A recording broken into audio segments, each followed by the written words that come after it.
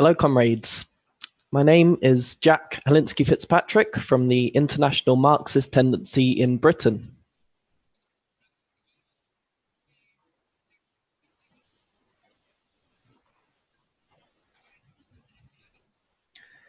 If you have somehow missed the other sessions, you might notice that I am pausing.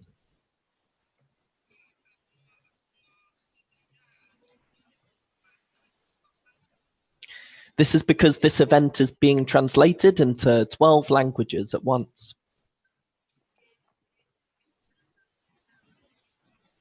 So these translators need time to translate.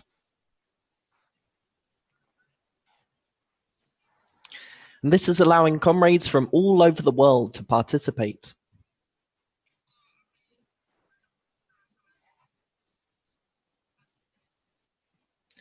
The speaker for this session is Hamid Alizadeh, a revolutionary with the International Marxist Tendency.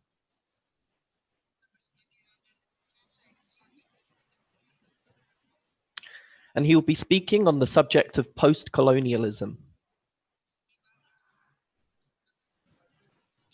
This is a very important discussion to have. As Marx said, the ruling ideas in any society are the ideas of the ruling class.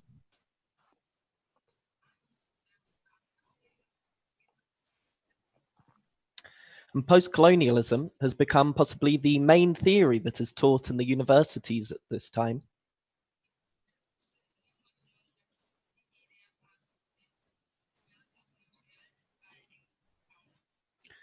And this is precisely because it has no answers when it comes to fighting oppression.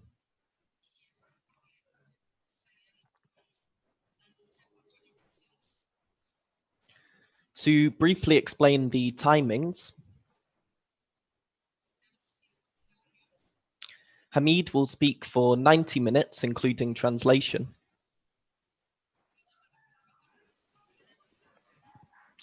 We will then have a 10-minute break. This is much shorter than has been the case for other sessions. But we have had many requests to speak in the discussion, and we want to fit them all in.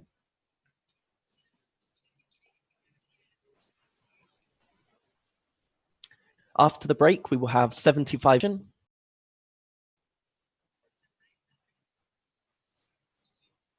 And Hamid will then sum up for 15 minutes.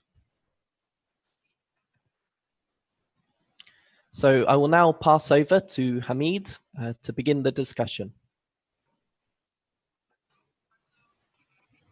Thank you very much, Jack.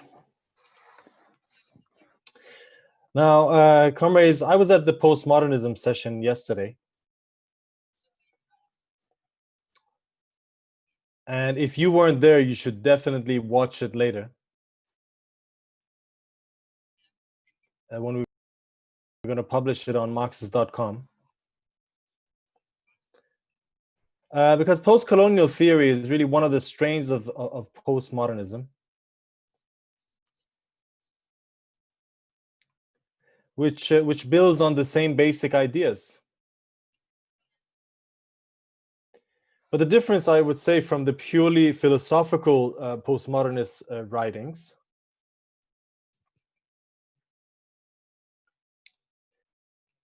is that it's that postcolonialism is sometimes a little bit more concrete.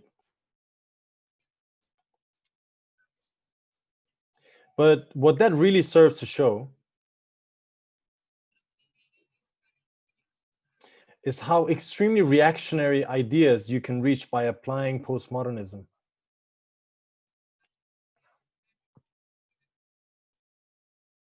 Now, the main text, which is said to be the originator of this field of postcolonialism, is a book by Edward Said called Orientalism from 1978.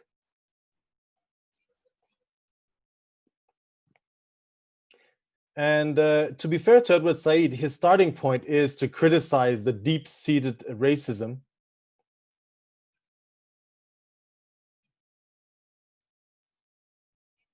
which runs through capitalism, Western capitalism, and in literature in particular.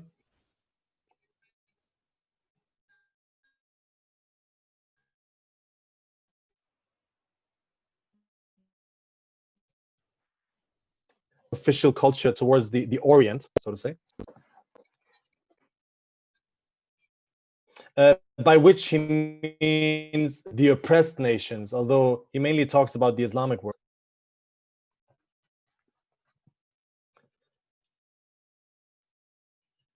And of course, he has a point. Racism, as we know it, is rife in the West. And Edward Said criticizes this and the Western academics and literary works.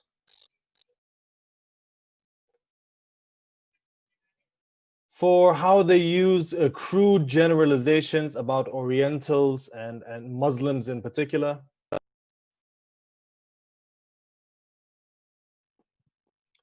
And how they use a completely unempirical method.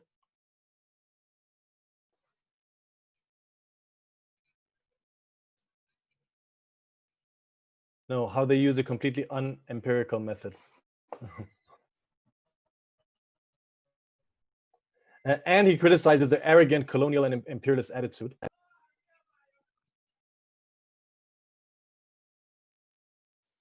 Of civilizing, so to say, the backward nations.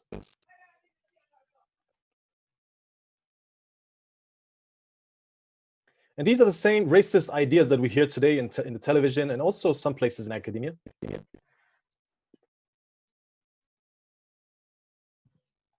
The idea of the clash of civilizations, which was developed by Samuel P. Huntington in 1992.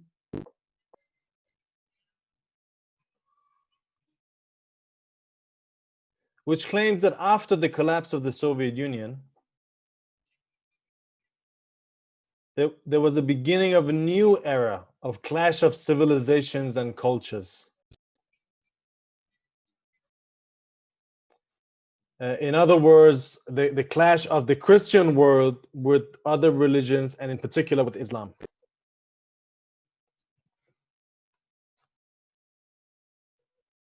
In this vein, Muslims are portrayed as primitive peoples who desire more than anything a feudal type of society.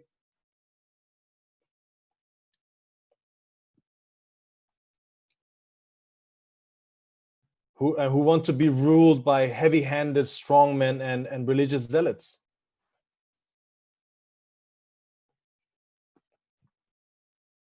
And Edward Said points out the extreme prejudices and generalizations that these people put forward.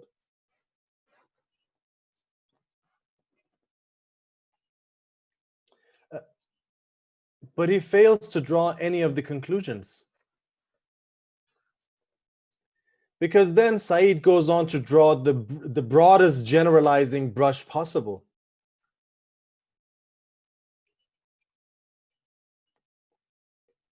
For example, he says about the West, and I'll quote here, for any European during the 19th century, in what he could say about the Orient,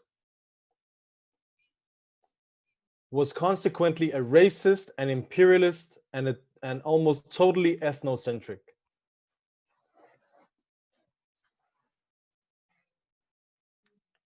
He basically portrays the whole of the West, including the working class, as one united reactionary cultural bloc.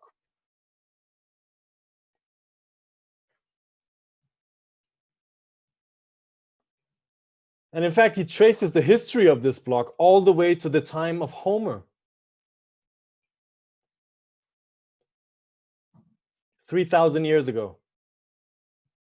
But he never served any real evidence to back up these claims. Except for his interpretation of a series of literary works. In fact, he basically admits in his introduction that the field he's examining is too vast for a systematic analysis.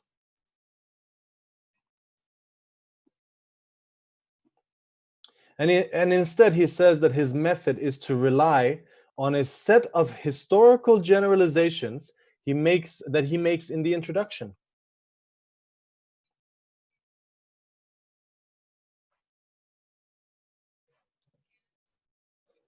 So instead of having a scientific approach of studying a wide variety of material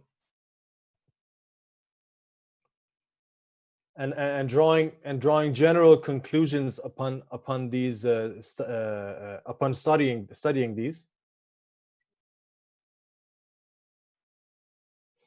he makes a series of baseless general assumptions, and then spends the entire book trying to find literary text to prove these.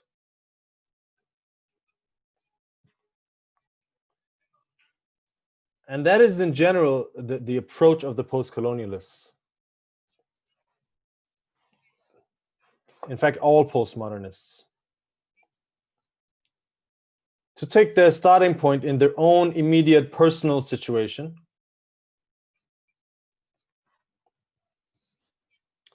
and to extrapolate this over the rest of the world, to the rest of the world. Edward Said was a literary critic.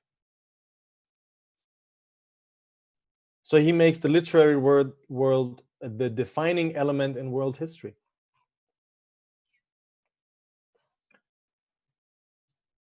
Now, Said spends his whole book basically listing how Western authors have an unscientific method.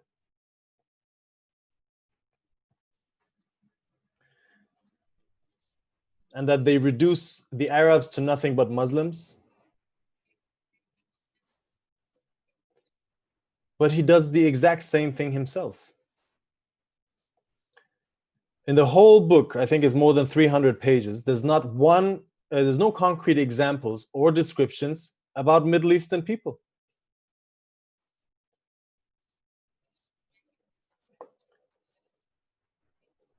Nothing about class, and nothing about real culture.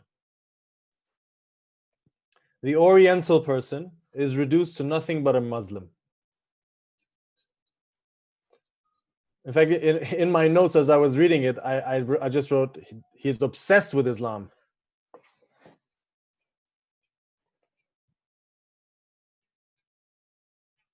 And it's funny because that's the general theme of postcolonialism.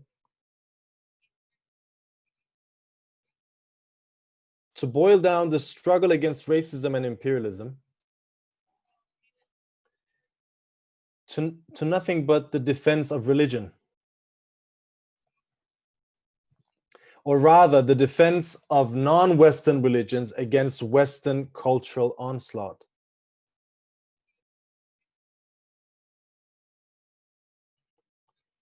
In other words, clash of civilizations. Which, if you remember, is the main theory of Western imperialism today. And this is the theme we'll meet again and again. That the post-colonialists end up with all of the conclusions of the imperialists. Although often it's actually even far cruder even than how the bourgeois represent them. Or present them, sorry. For the post-colonialists, culture, first of all, is the driving force of history. It is the racist culture in Western academia, Edward Said said, and literature, which is which causes Western imperialism.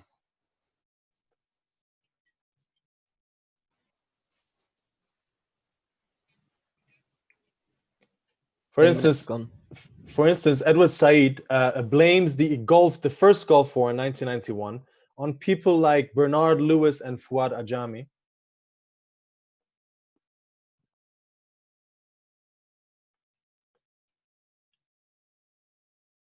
who were influential bourgeois historians and also advisors of George Bush Sr. at that particular time.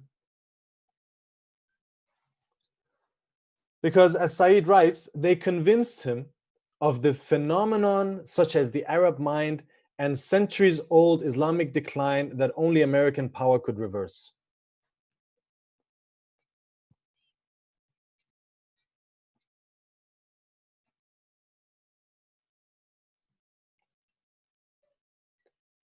In other words, what he's basically saying is that if he was the advisor to George Bush,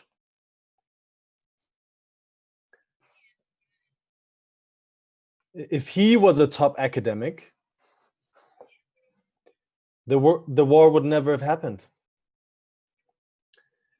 But today, postcolonialism is the top political theory being taught in the universities in the West.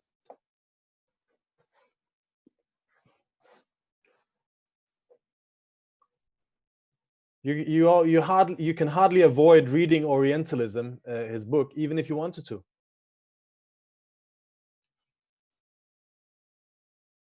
But things have not gotten any better in terms of racism and imperialism.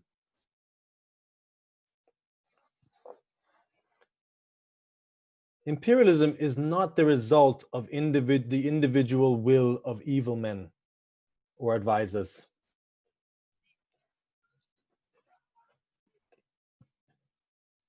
Marx already explained in the Communist Manifesto how capital, once having saturated the home market,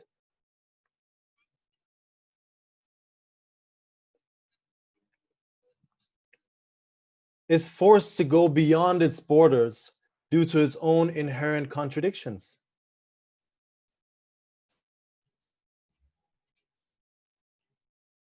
And spread all over the world. And that is the fundamental basis of imperialism and colonialism under capitalism.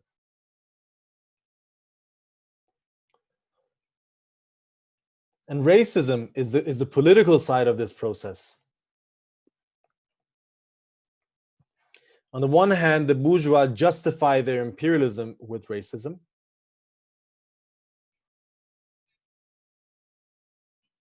But by whipping up nationalist hysteria, they also divide the working class along national lines.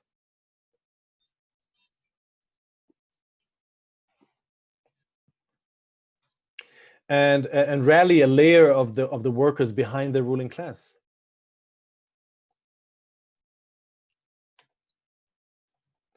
Marx once famously wrote about British colonialism in Ireland.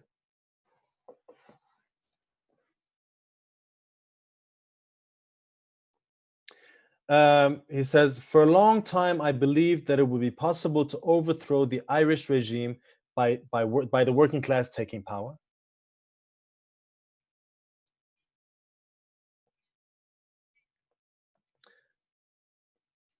But then he goes on to say, the English working class," he says, I've changed my mind. "The English working class will never accomplish anything before it has gotten rid of Ireland, which was a colony."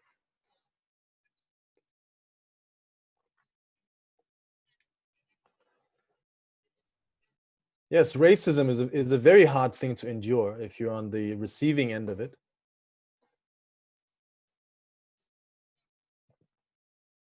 But more than anything, it is a weapon against the workers of the oppressing nation.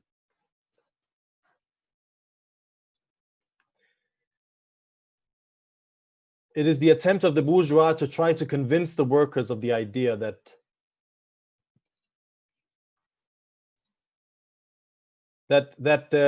they have more in common with their own ruling class than with the rest of the workers around the world.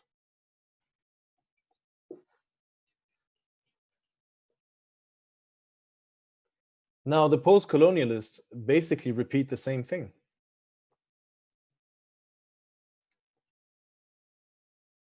Just to the masses in their own countries. And therefore, they rule out any united international struggle against imperialism whatsoever.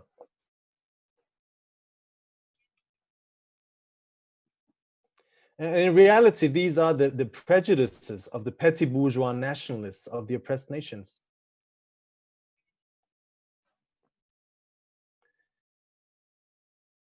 Which has nothing whatsoever to do with the outlook of the working class, which is instinctively internationalist. Look at the Arab Revolution. On the one hand, on the one side, you had the whole world working class cheering on the Arab youth and workers and poor. Even in Israel, where we were told that nothing like this could ever happen, so in some of the mass protests, there were signs of solidarity with the Arab masses.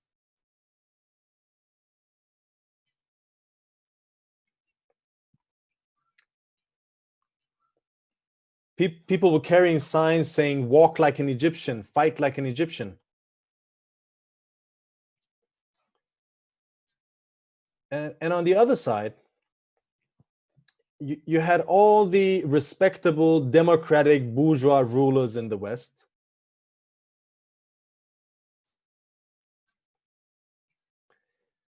who always decry the inherent undemocratic primitive nature of the Arabs.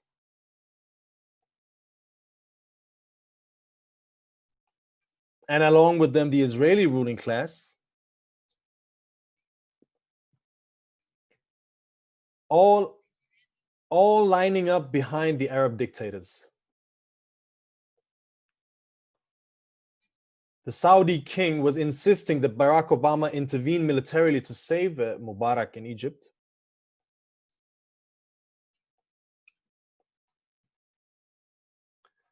But Obama couldn't enlarge, mainly, in fact, because of the enormous political impact it would have in the US itself, where people were showing solidarity with the Egyptian revolution.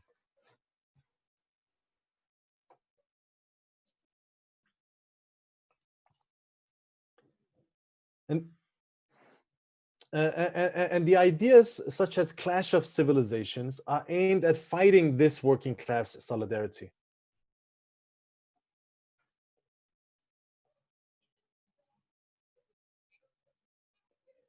That's the role of racism. But instead of exposing this, the postcolonialists emphasize these exact same theories and try to prove them philosophically.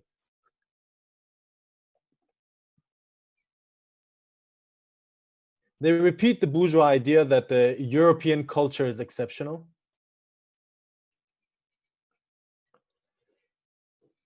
And that it is prone to imperialism. The only difference is that they don't present it as a good thing. But if that's true, where does this imperialist culture come from? All we're left to assume is that it's some sort of genetic or geographic defect in Europe.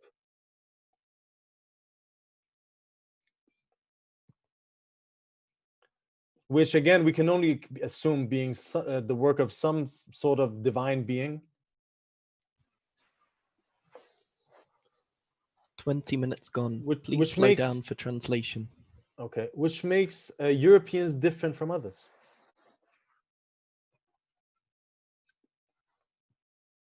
The idea is that culture basically is the driving force of history.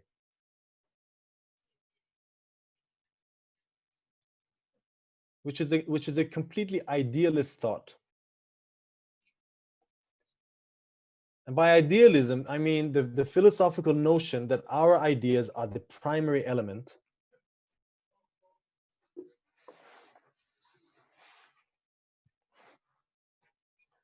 and that material reality is some sort of reflection of our ideas. In the end, all sorts of idealism end up in some kind of religious thinking.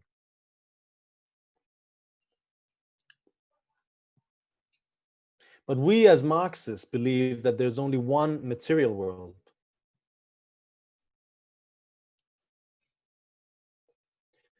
and that our ideas are a reflection of this material world and a reflection of our material conditions.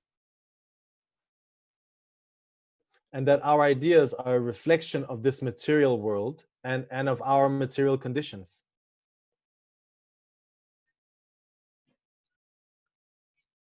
Of course, we are not crude economic determinists or fatalists.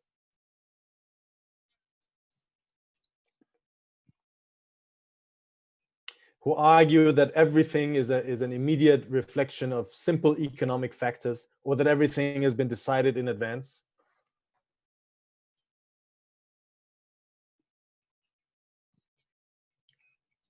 Yes, culture, art, ideas, and traditions play a huge role in society.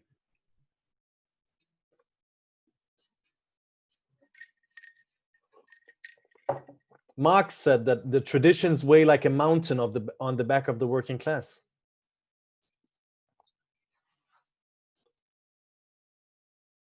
Yes, but in the final analysis, these ideas and these cultures and traditions are determined by material reality, by the class struggle and the development of the productive forces in our society.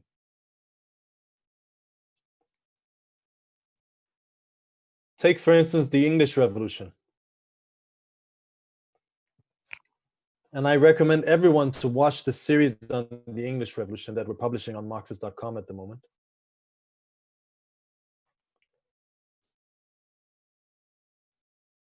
And there we see a whole series of religious sects in this revolutionary struggle.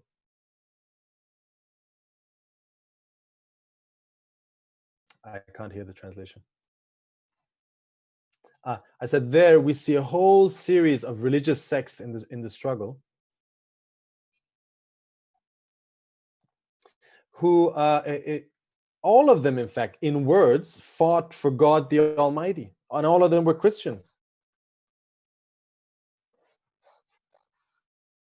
Hello?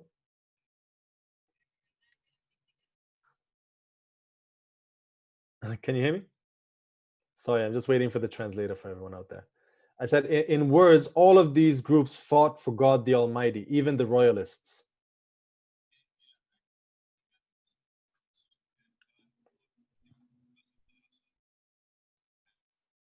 But in reality, each sect and each religious branch was representing a specific class interests.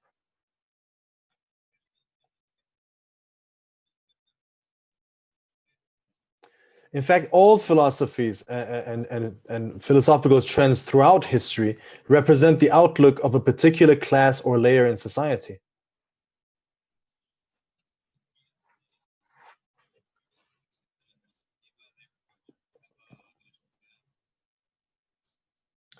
Now, Edward Said has a particularly revealing quote on his idealism.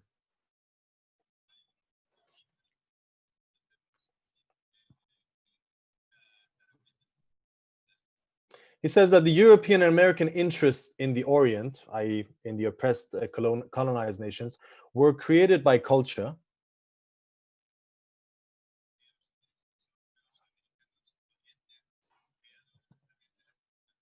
And I quote, that acted dynamically along with brute political, economic, and military rationales.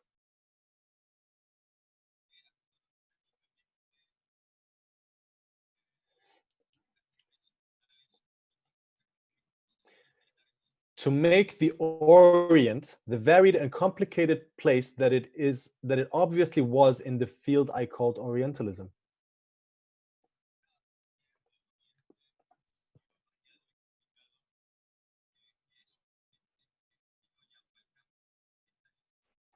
So it was this racist Western culture, in other words,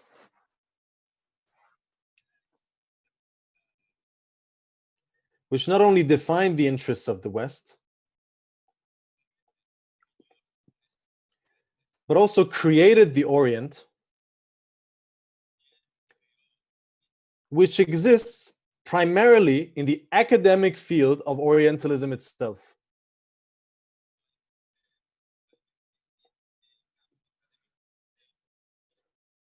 And this is obviously nonsense.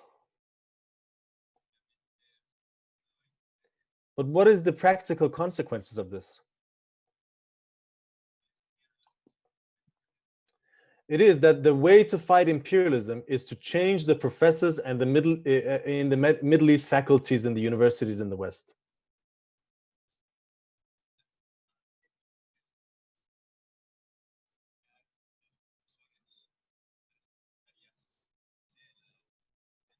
And replace them by someone non-Western. Which is something that fitted very nicely with Said's career ambitions.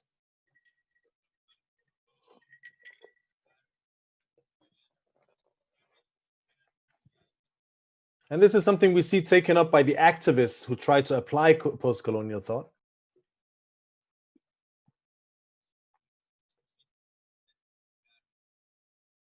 There's a movement in Western universities called Decolonize the curriculum.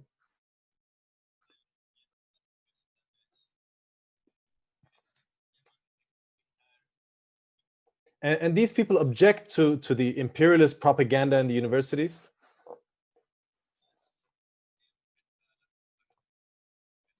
And yes, there is plenty of imperialist whitewashing of history there.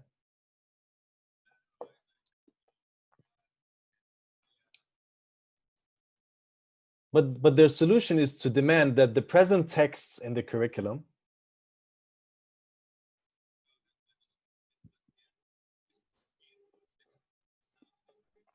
are replaced by texts by non-white authors.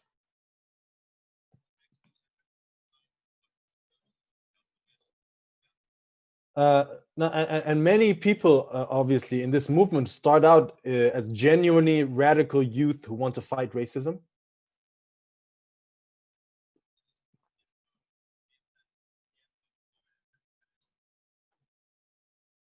But what they essentially end up saying is that is not the content of the ideas that we're taught,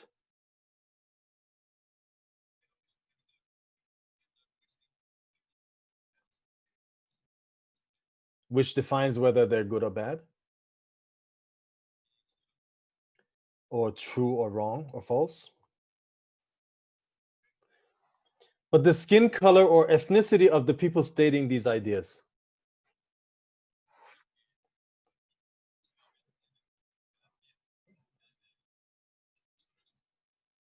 And this is a wholly racist notion. And what it reflects, not in these people, but in the academics who make up these ideas,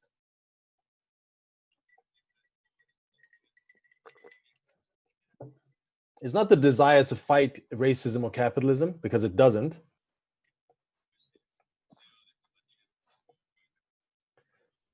In fact, postcolonialism opposes any attempt of touching private property or class rule.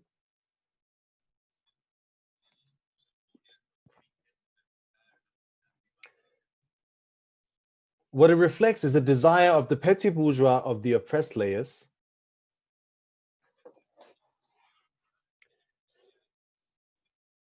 to be allowed into the top echelons of academia.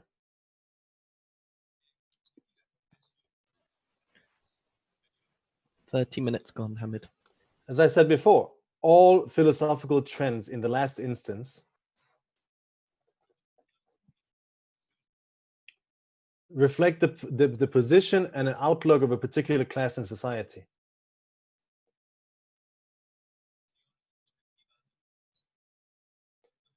And that's clear throughout the writings of the post-colonialists.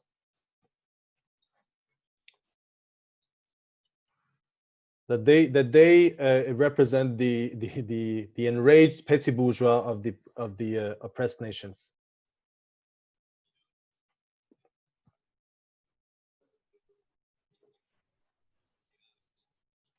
Or a layer of them. Now, this idea I explained before, that culture and academia somehow creates and determines the ex-colonial world.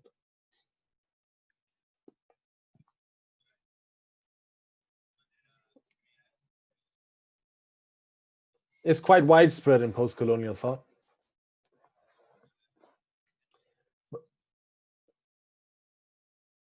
But in reality, it boils down to a sort of subjectivist idealism.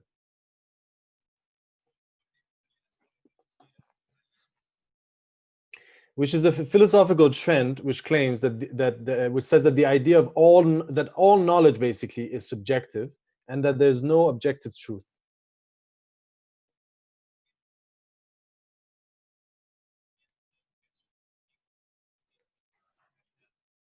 But the post-colonialists don't want to admit this.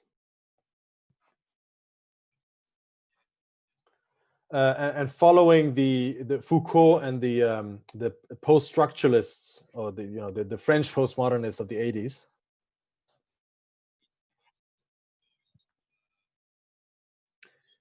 they try to cover up this subjectivism by, so to say, collectivizing it.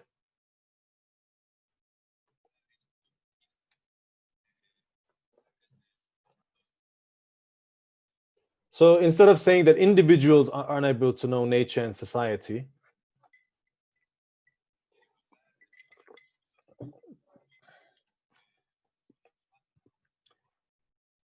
they say that it's Eurocentric culture which is incapable of knowing other cultures and vice versa.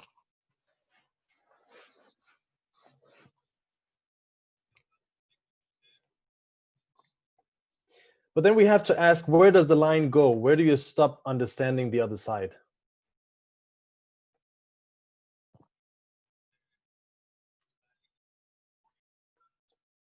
Is it the Bosphorus, the Ural Mountains, or the borders of the European Union?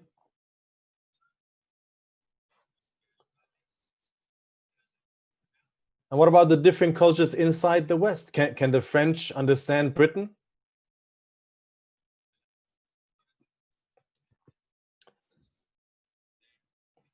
Or the different cultures, the different cities and neighborhoods?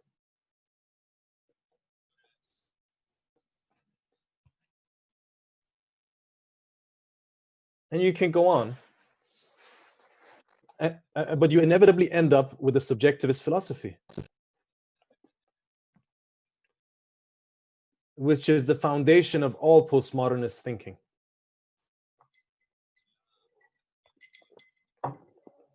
But the thing is that the logic of subjectivism inevitably leads to what's called solipsism.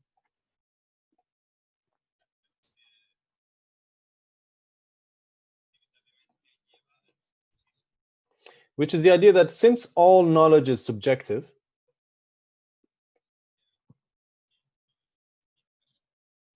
we cannot prove the existence of anyone beside ourselves.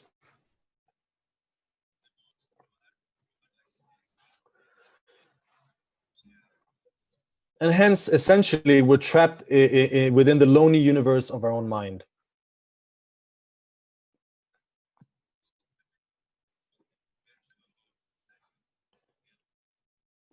Of course, the question then comes,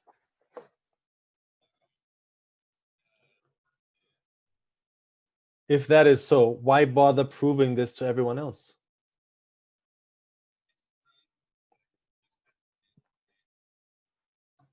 How can the post-colonialists analyze the West?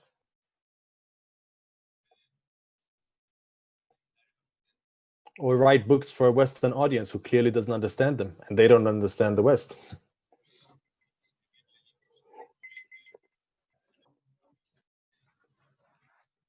How can they do this if there is an unbridgeable gap between the Eurocentric world and the rest of the world?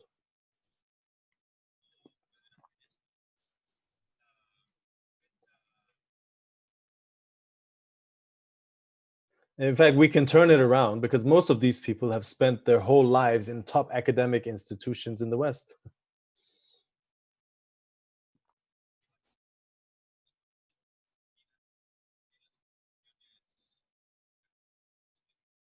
Coming from very rich families, by the way.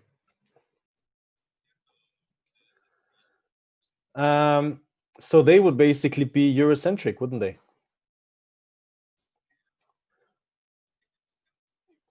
And then they couldn't possibly comment on the so-called Orient.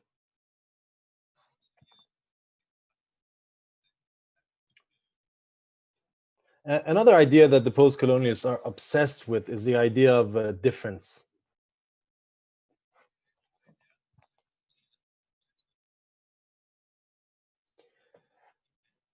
And here we really begin to see the really reactionary nature of these ideas.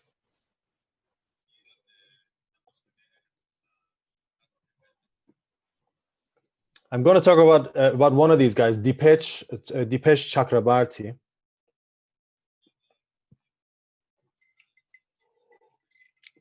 Who's one of the biggest names in post-colonial theory at the moment, in the past 10 years maybe.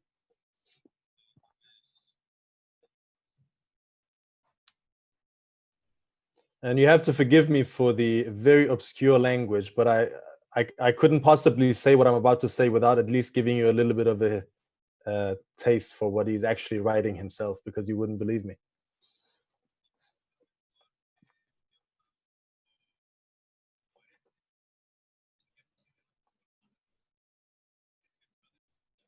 Now, Chakrabarti criticizes Marxism for not considering what he calls difference and responsibility to the plurality of the world.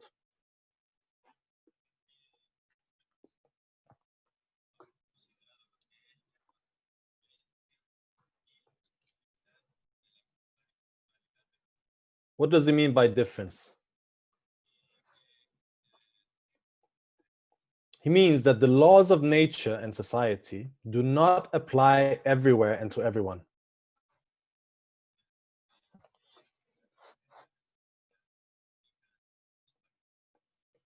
I'm going to quote here. I hope the translators have gotten the quotes. I sent them to them in advance. But forgive me for this quote, for reading it. Sorry.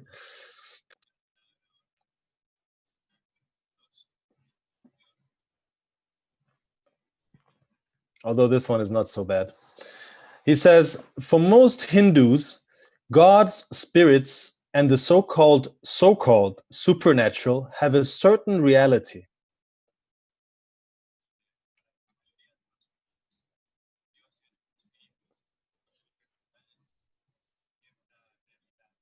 They are as real as ideology is, that is to say, after Zizek, that they are embedded in practices.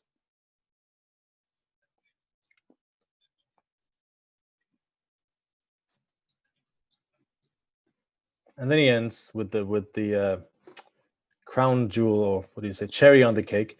The secular calendar is only one of the many time worlds that we travel.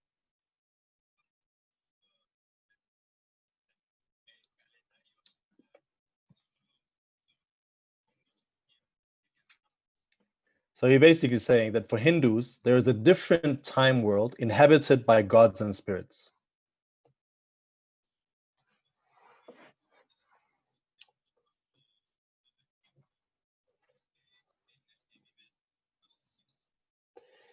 And then now it gets really bad. I'm very sorry about this. In another place, building on the same idea, he says,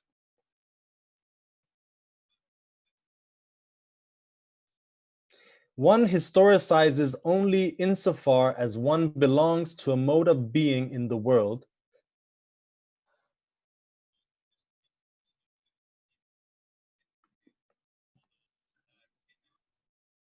that is aligned with the principle of disenchantment of the universe. 40 minutes gone, Hamid. Which underlies knowledge in the social sciences, and I distinguish knowledge from practice.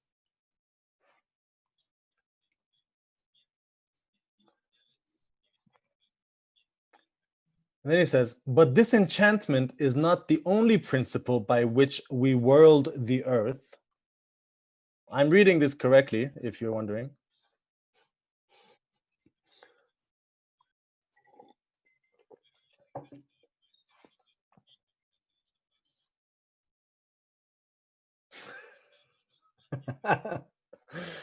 Sorry, I'm listening to the Spanish translation, trying to translate worlding the earth.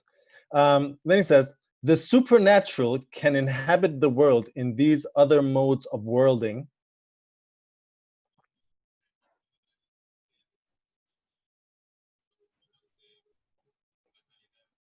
and not always as a problem or result of conscious belief or ideas.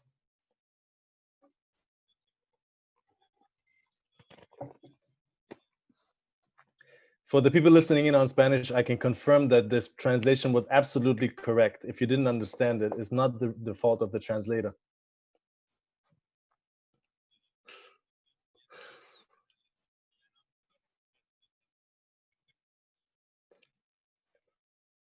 But I'll translate for you what he means really into a real language. It's by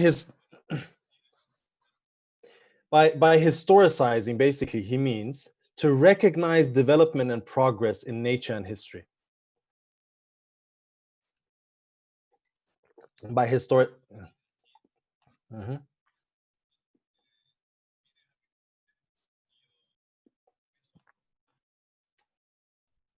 And what he's saying about this is that development and the scientific approach only applies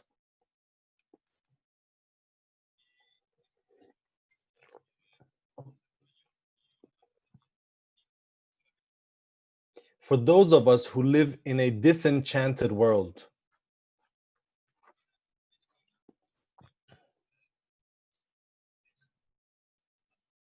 Poor us, huh?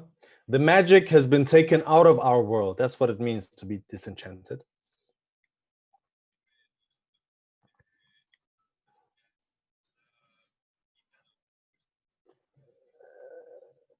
And now we're forced to live with development and the laws of nature.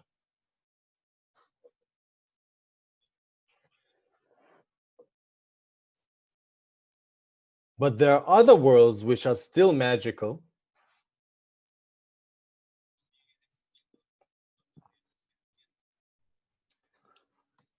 And it appears that Dipesh Chakrabarti is a traveler between these worlds.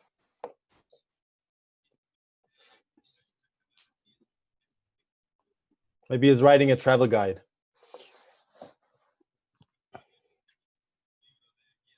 Now, this is one of the most prominent academics in the world.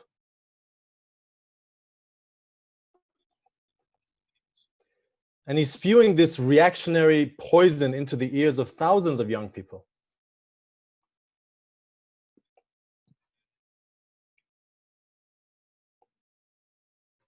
He's promoted all over the world in universities and academia and so on.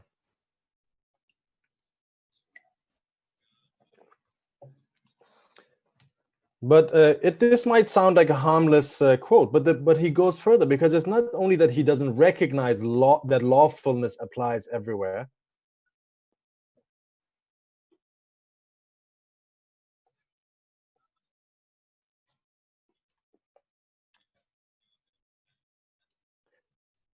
He thinks that the whole idea of lawfulness is oppressive as a concept.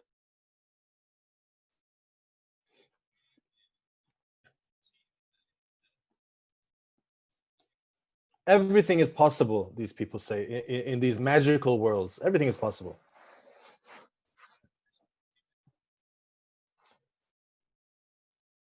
Nothing is necessary. But if that was the case, how would you ever be able to plan anything?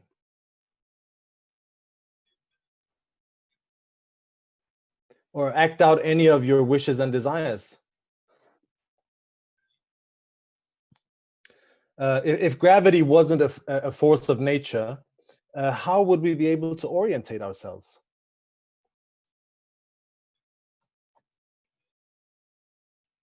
One day we walk off a cliff and then continue into the air above the abyss.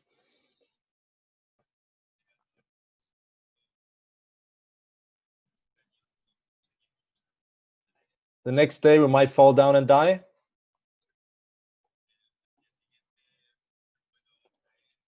Or maybe we might fall up into space. Of course, it's all nonsense. The fact is that necessity and freedom go together.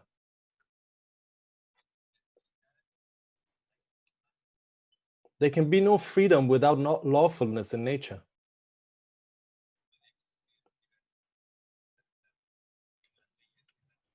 the better we understand the laws of nature, the better we can use them to reach our aims and aspirations.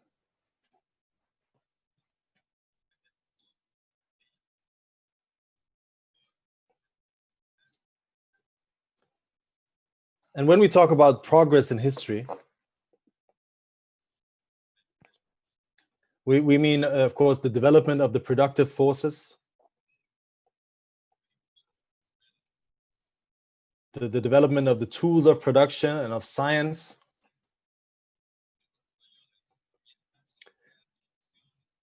which increases the domination of humanity over nature,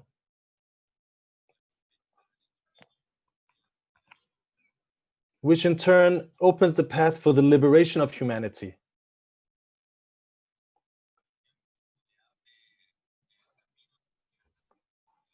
And that is precisely what Dipesh Chakrabarty is against, this idea.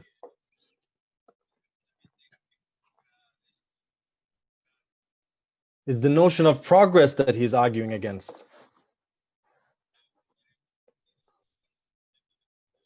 which he thinks is an oppressive concept altogether. Is an elitist concept, sorry.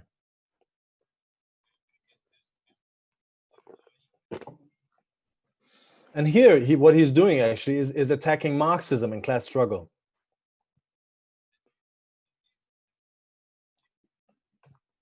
He claims that India, for instance, that in India, the struggle is not along class lines, but along tribal and religious lines. That's, yeah, go ahead.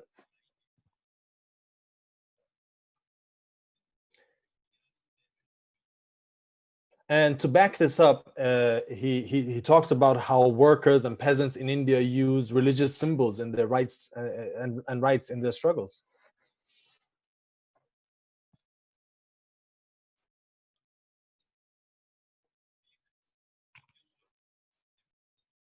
Which is natural because they're religious people, most of them.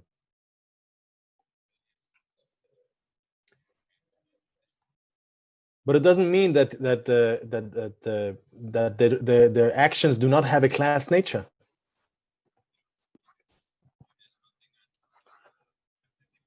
Now, one of Chakrabarty's colleagues, called Ranajit Guha, he has written a book where he traces the history of peasant struggles in British colonial India.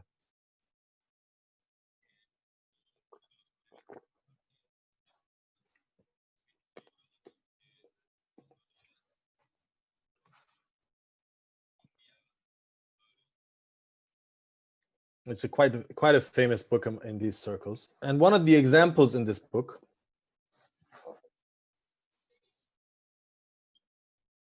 is an episode with a series of poor Muslims Muslim peasants in Bengal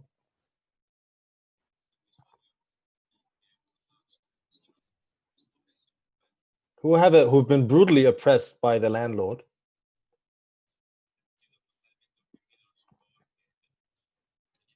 who happens to be a Hindu Brahmin, an upper caste Hindu landlord.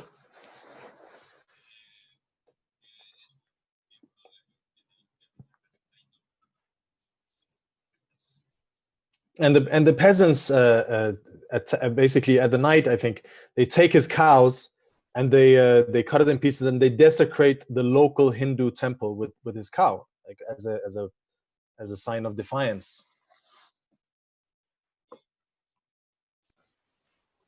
"50 minutes gone, Hamid."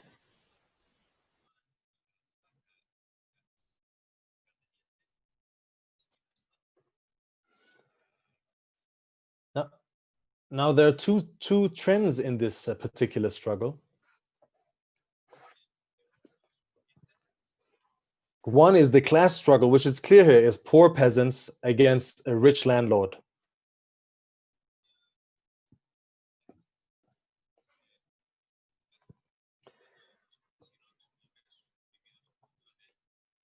And one is the particular form that this struggle takes, which is on religious lines.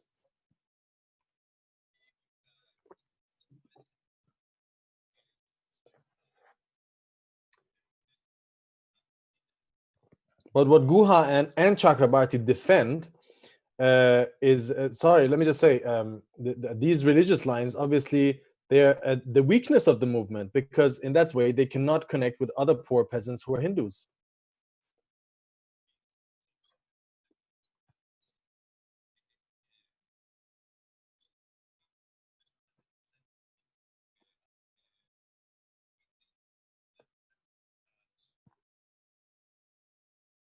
But what Guha and Chakrabarti defend is not the class nature of these uprisings,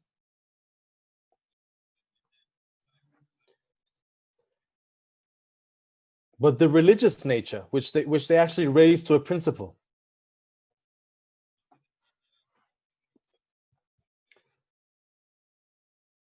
And in fact, they go as far as saying that this is somehow the Indian form of modernity.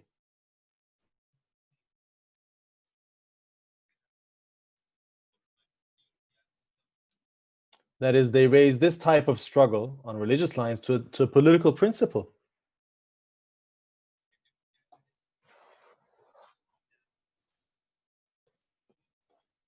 But what would it mean in practical terms?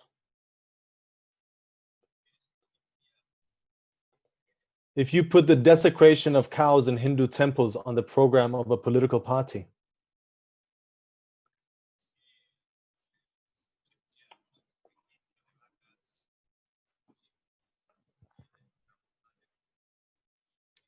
Will it achieve liberation for the poor Indian peasants?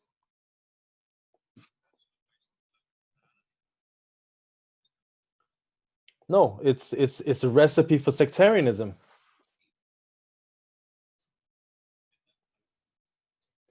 But they go even further. They claim that the notion of class struggle, socialism, and even national liberation itself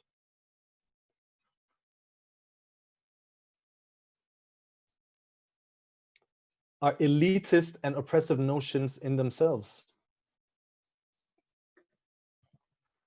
because they impose on the religious and tribal nature of Indian society.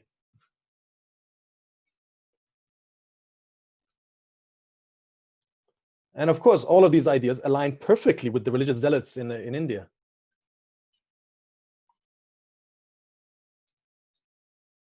And everywhere else. Now, I have another quote by Chakrabarti. This one is maybe a little bit more understandable. He says, "For however cynical one may be in one's analysis of the reasons," and he puts reasons in quotation marks, of the reasons why the Hindu political parties might want to use the Hindu card,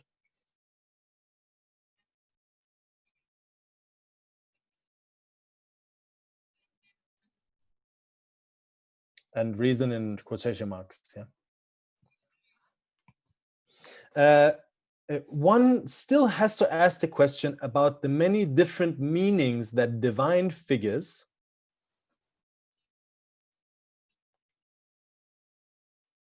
such as God King Rama assumes in our negotiations with modernity.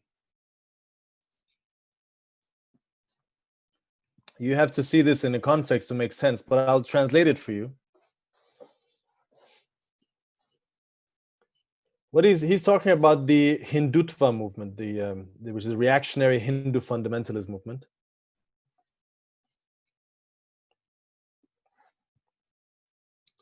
Hindutva. And I don't know how you pronounce it, but anyway. But the movement was not, he said, they say basically that the movement is not the result of the betrayal of the Indian Revolution by Congress or by the Stalinists.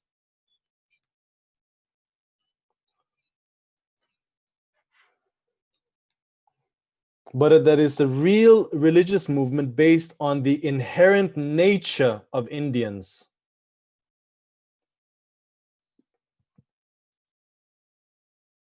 In other words, that the Indian masses are rejecting class struggle and nationalism and going to their true how do you say, natural kind of place to be, a political home.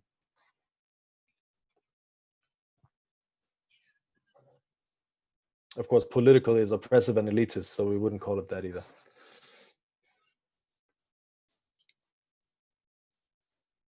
And this is not only exactly what the religious fundamentalists say,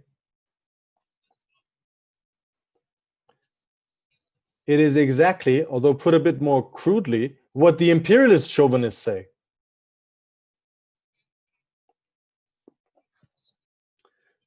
And he goes on, and I quote here. Sorry again for the translators. The bringing together of these different time worlds in the construction of a modern public life in India has always had something to do with all the major crises of modern India.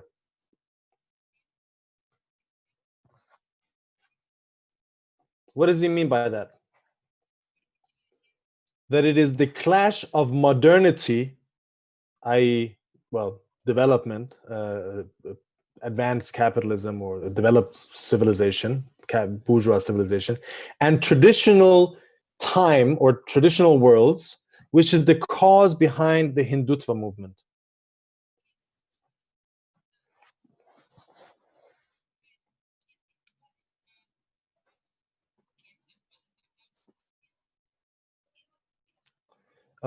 Actually, it's the cause behind all the major social crises in India.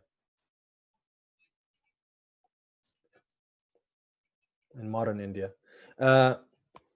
And basically, what is the conclusion of this? That what is necessary is to go back in time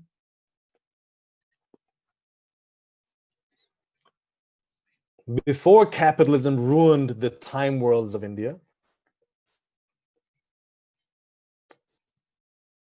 with its elitist notions of democracy and science and desire for higher living standards.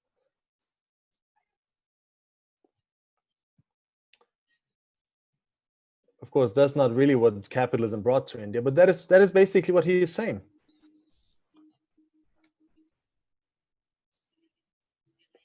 I'll get back to that. That is basically what postcolonialism boils down to. It's a hostility towards science. It's a hostility to class struggle. And it's a fetishizing of backwardness and religion. And what it reflects is the total decay of bourgeois nationalism in the oppressed nations.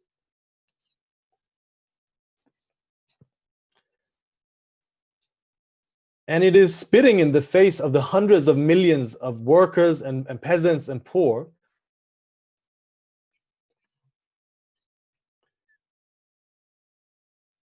who've launched wave after wave of revolutionary struggles in the colonial world.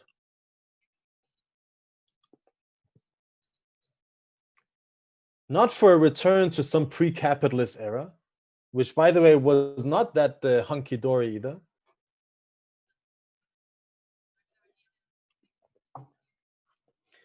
But for national liberation, for democracy, and for a way out of the barbarism of real imperialist oppression.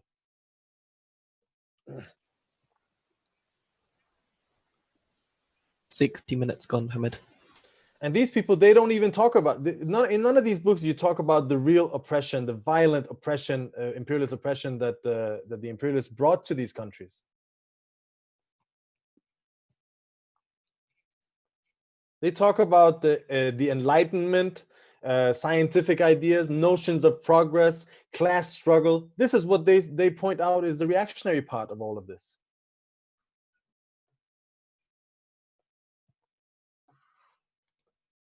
And capitalism came to the world in Europe at first, fighting against backwardness and mysticism and obscurantism originally.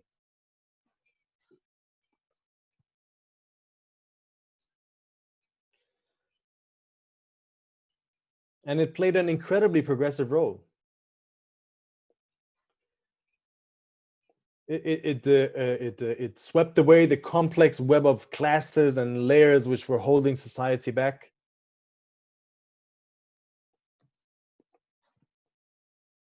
It destroyed the previous land relations. It freed the peasants. It abolished the landlord class.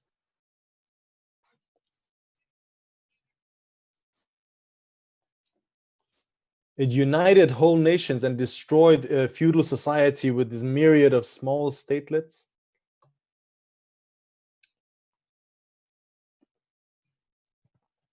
And of course, these were all huge steps forward for humanity. But in the face of imperialism, capitalism turns into its opposite.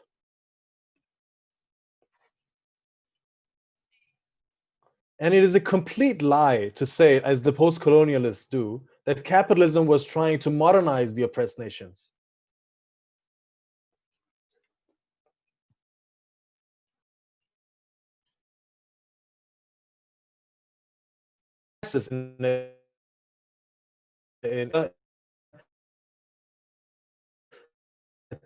Attempting to push society forward in revolutionary strength.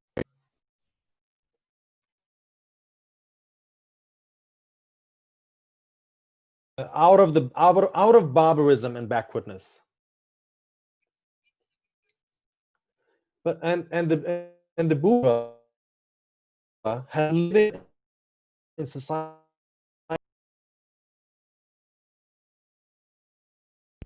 but only written on what is on the sectarians and the tribal people. Yeah, tribalism, not the tribal people. Sorry. And these were the ones who were pushing for sectarianism and pushing for a religious way out of to push the struggles into a religious direction.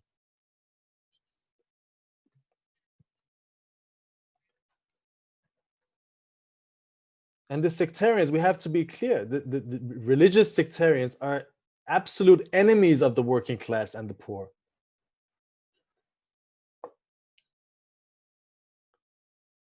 But you often hear post-colonial thinkers defend these people. But they were allied with the imperialists in trying to sabotage any attempt at modernizing society throughout the history of all of the colonized nations and the oppressed nations. I can't hear the translation. Oh yeah, the sectarians were allied with the imperialists. They had an alliance to sabotage an attempt at any attempt at modernizing society. Now I'm getting confused.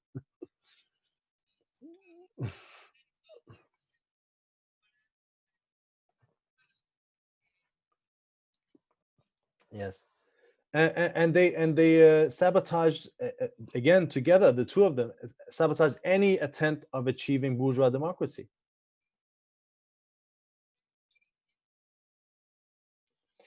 It was the British who time and time again leaned on sectarianism to divide and rule India.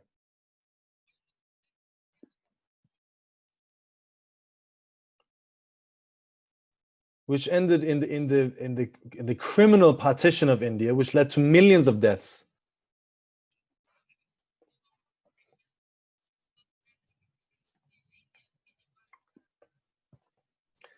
It was the British and US imperialists who poured billions of dollars and pounds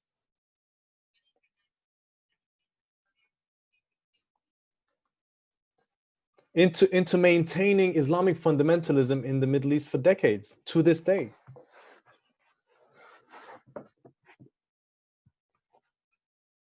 Saudi Arabia would not exist a single day if it wasn't for the support of the imperialists.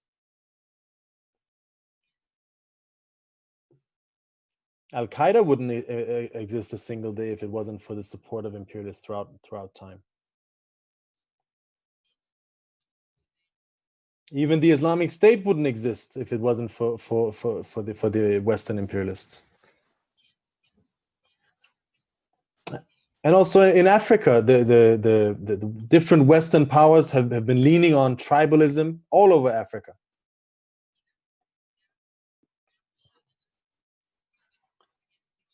In order to defend their privileges and continue the plunder of the continent. And the post-colonialists are extremely dishonest, I would say, and ignore all of this. And if they mention it, they draw no conclusions. It's just like a footnote.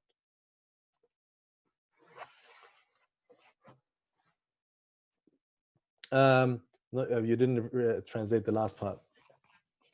If they mention it, it's only as a footnote, as a side comment.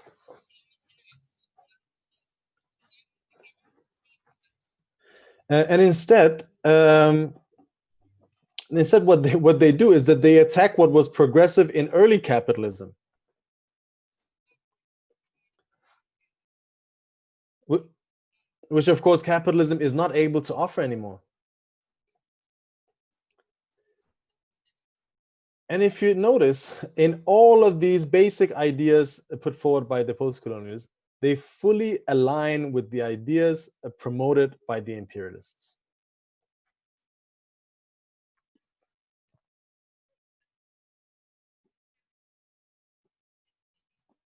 Rather, the ideas promoted and acted out by the imperialists.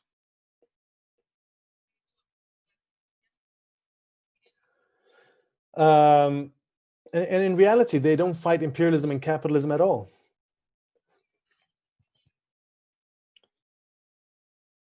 Their real struggle is against Marxism and the working class. And that's why the bourgeois have no problem with promoting them around the world. In the education system, where they're one of the dominant, if not the dominant trend.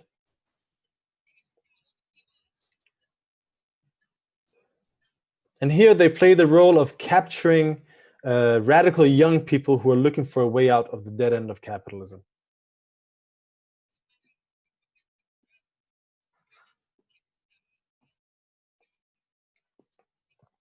Now, sometimes I hear some people say, we shouldn't dismiss all of these theories, just dismiss them blanket.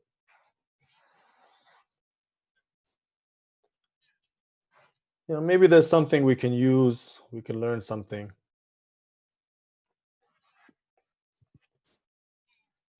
But I strongly disagree with this idea.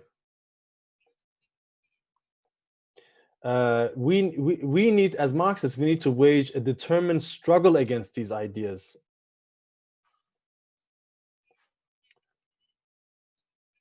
Because the post-colonialist ideas are reactionary from top to bottom. And whatever you can learn from them, I'll tell you, if you get a little bit educated, you get far more miseducated. And if you learn anything, you would learn 1,000 times the same thing, 1,000 times better and clearer from the writings of Marx, Engels, Lenin, and Trotsky.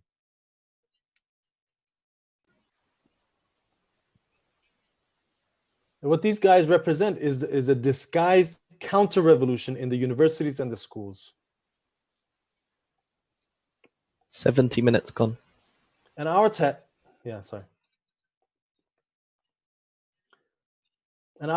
is to expose these ideas one by one. And to win over the youth to the only ideas which are really able to defeat imperialism and racism.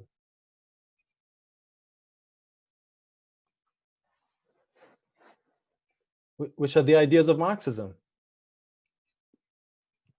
Look, in India, South Africa, throughout the Middle East, formal liberation from imperialism has been achieved. But what has changed for the masses after the skin color of their rulers changed?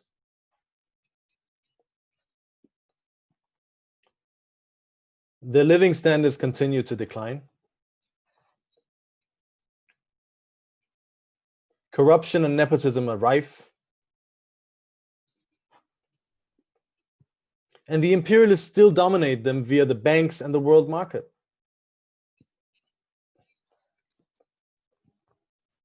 Of course, with the help of the local capitalists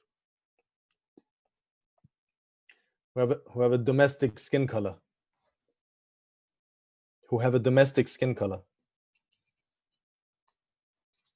On a capitalist basis, there's no way out for the masses.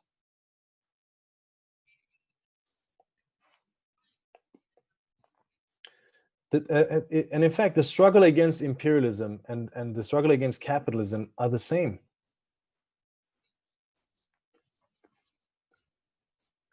And I'll tell you what, a victory against imperialism in any of the oppressed countries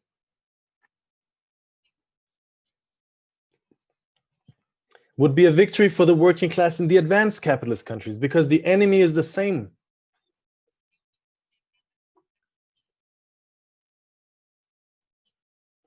And the other way around. A revolution in any of the advanced capitalist countries would weaken imperialism in the oppressed nations.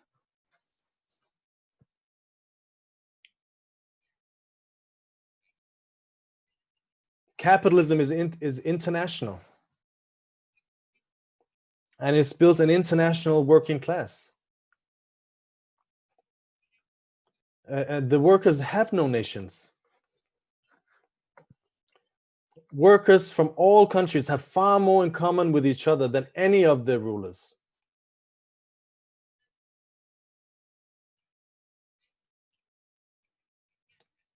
And that's what we stand for, and that's what we have to raise. Against racism and nationalism, we raise the banner of internationalism. Against fundamentalism and sectarianism, we put forward the ideas of class struggle.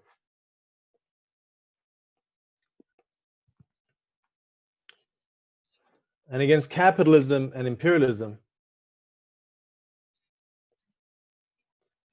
we stand for socialism, which is the only way to liberate all of humanity from the barbarism and decay of class society.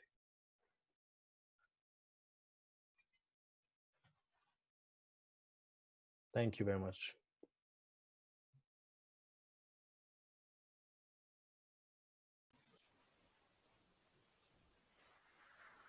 Thank you, Hamid, for that excellent talk. Okay, now before we go to the break, I'd like to repeat an announcement that should have been made in the earlier sessions.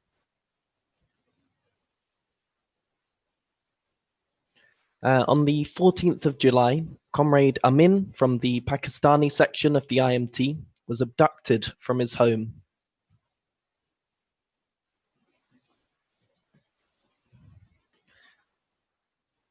He was abducted by a paramilitary group in Pakistan called the Rangers.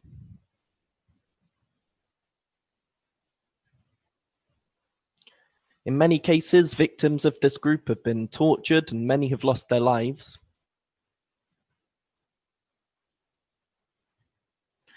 So we would like to appeal to all of those watching to hold protests against these crimes of the Pakistani state.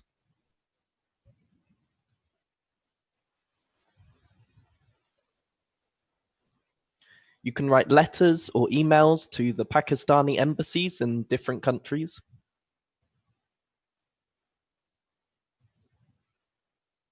And you can do this in a personal capacity or on behalf of your organization.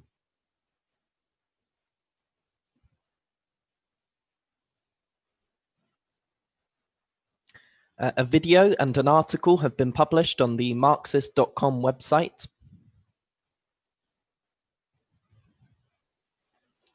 And this can be posted on social media. We have some hashtags.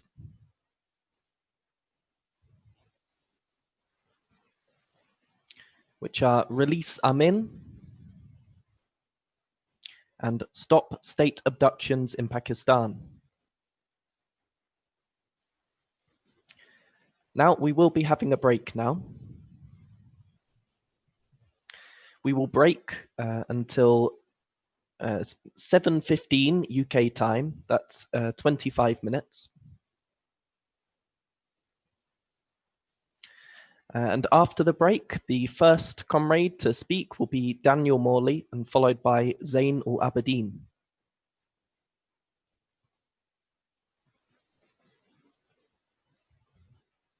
So just to remind the comrades, we will be beginning again at 15 minutes past 7 UK time. That's in 25 minutes. Thank you.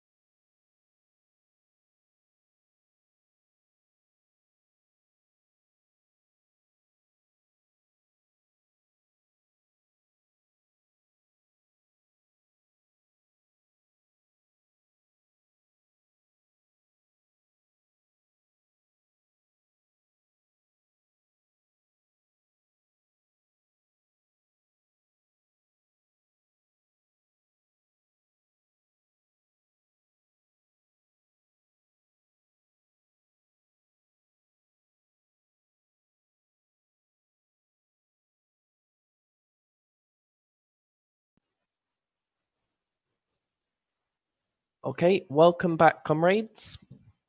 We will now have the discussion for 75 minutes, including translation.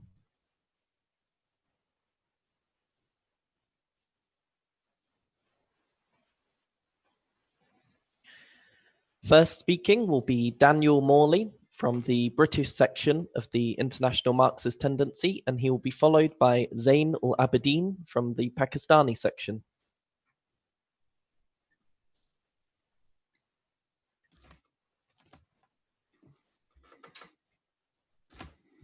When you're ready, Daniel. Okay. I've often thought that the arguments put forward regarding racism from people influenced by postcolonialism and postmodernism have implied within them stop the translation.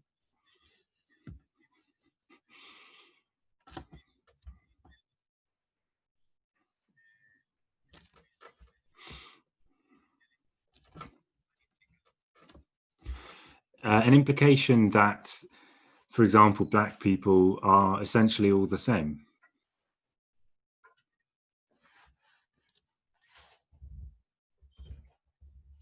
A simple example of this would be a lot of people from this kind of petty bourgeois politics would be very offended if a white person were to disagree with a black person on racism.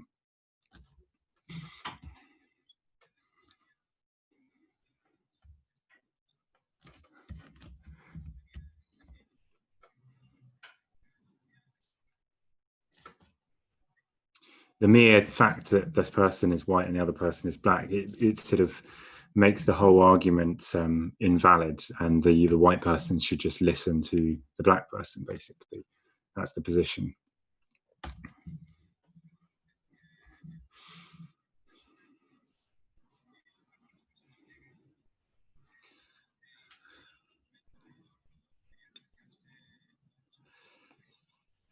But obviously, not all black people agree on all questions, but even specifically on the question of racism, they don't all agree.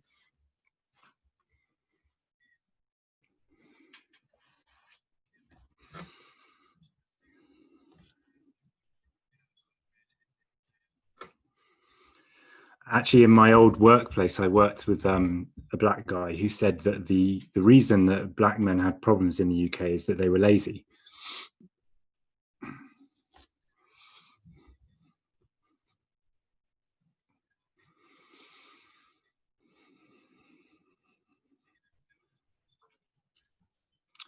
And he was saying this to me, so I disagreed with him.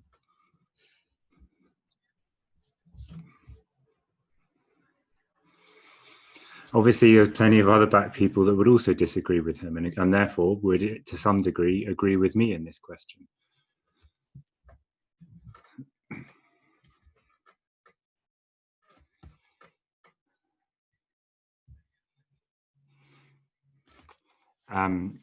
So I think that philosophically speaking, I mean, Hamid has already very well explained the subjective idealist basis of this, that one person cannot know another person's position or experience.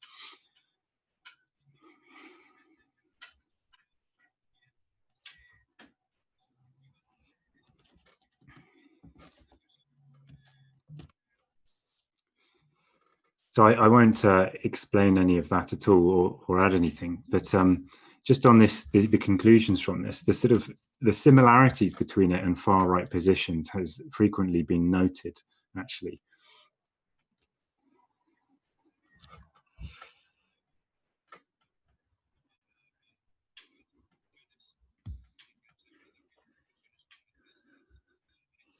Because the conclusion, probably not intended by most people who put this forward, but the inescapable conclusion is that different cultures and ethnicities should stay in their separate boxes and not really speak to each other or influence one another.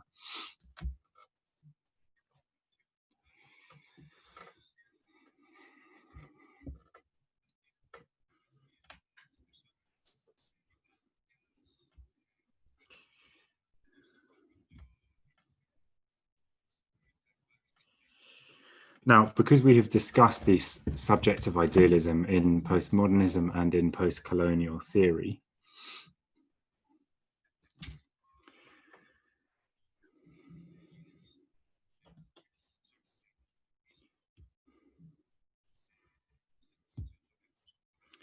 if I were to read the following quotation to you, you could be forgiven for thinking it must be from a similar thinker, someone who is basically a postmodernist or a post-colonialist.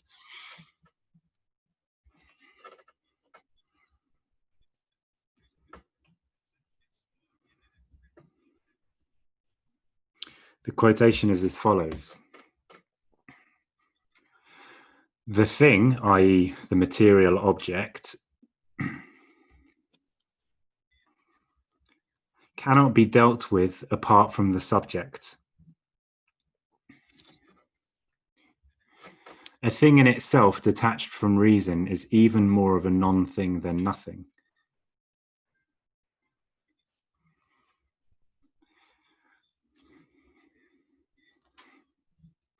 For understanding and reason alone creates unity in diversity.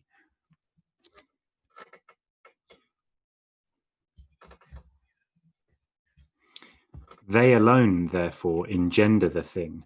Reason alone has the shaping power.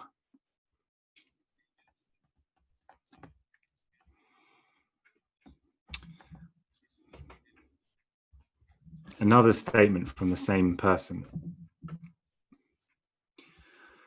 The value of science is not its truth. This, after all, is only symbolic.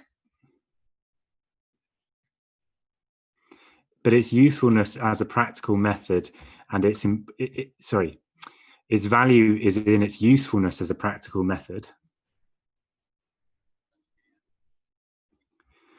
and its importance in shaping imagination and character.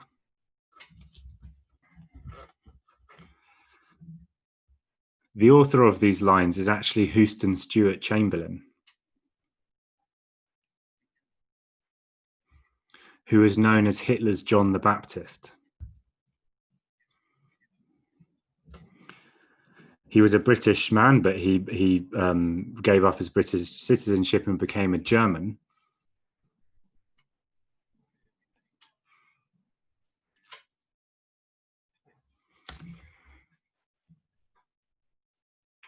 Because he considered Germany to be a more romantic and enchanted place, not so kind of destroyed by money and the horrors of modern capitalism.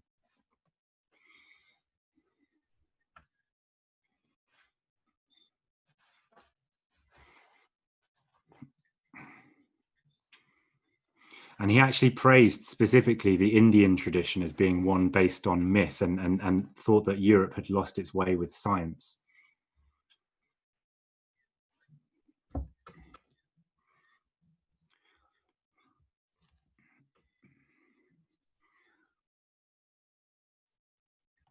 Of course, he thought that science was a Jewish thing.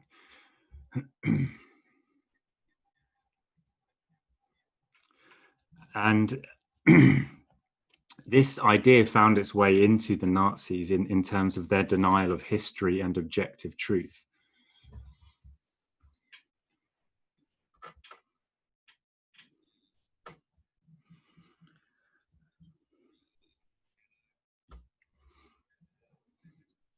According to Rauschning, who had several conversations with Himmler and Hitler,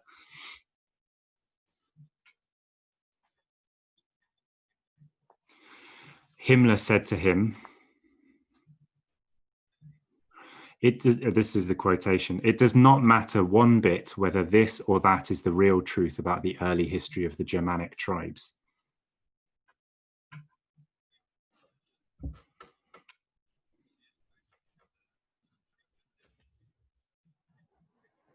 There is no reason why the party shouldn't stipulate a particular hypothesis, even if it contradicts scientific opinion.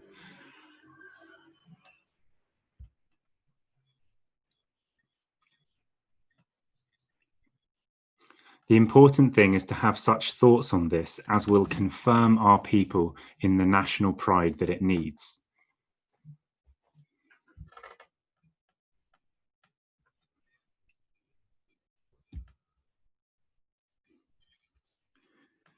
The Nazi theorists, if you can call them that, specifically denied the existence of history.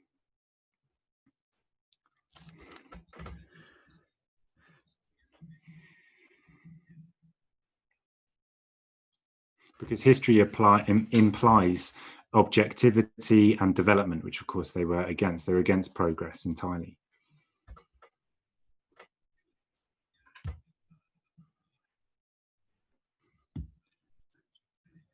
They thought that there could be no history to a race because a race's own character is defined by its original formation and it stays that way forever.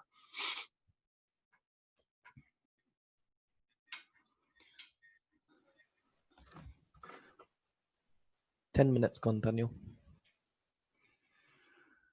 So the leading Nazi, Alfred Rosenberg, wrote the following.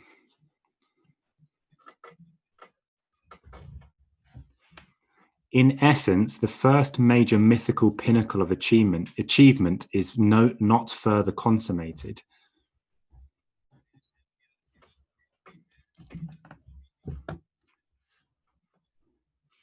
But it simply assumes different forms. The value is perennial. Odin, as an eternal reflection of the primal powers of Nordic man,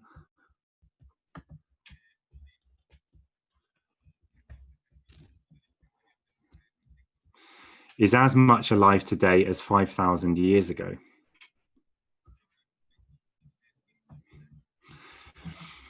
And also, I'm running out of time. I have some further quotations from Hitler, but basically he says the same thing. He says that history and truth, they don't really matter. It's the willpower of our great nation. That's what counts, and we can just make stuff up.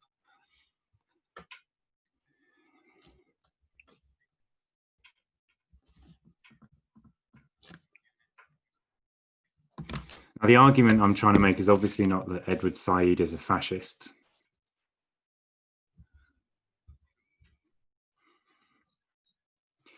Or that those you encounter on university campuses who use these ideas are fascists or becoming fascists. I don't think that's the case.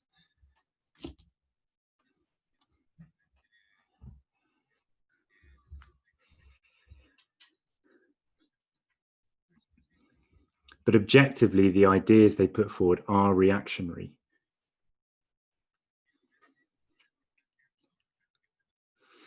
As Hamid says, it's basically a repetition of reactionary imperialist ideas, but they simply say that the bad things you say about us are actually good. You know, the colonial peoples are good.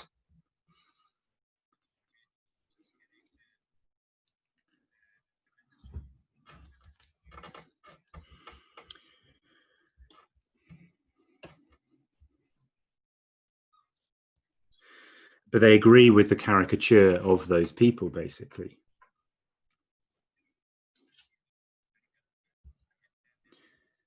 And with the division of people into these sort of timeless boxes.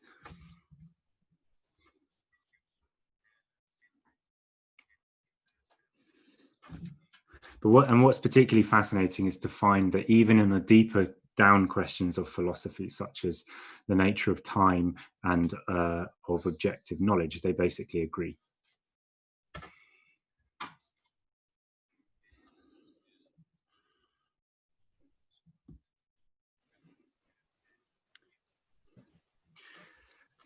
And in fact, even in the figure of Heidegger, who of course is a celebrated philosopher of postmodernists to a certain extent, and also of course a very well-known Nazi,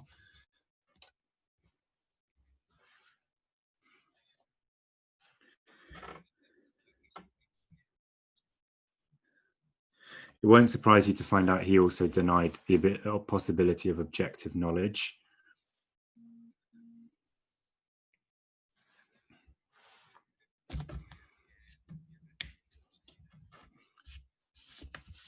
And he detested society and thought that society was a horrible burden on the individual.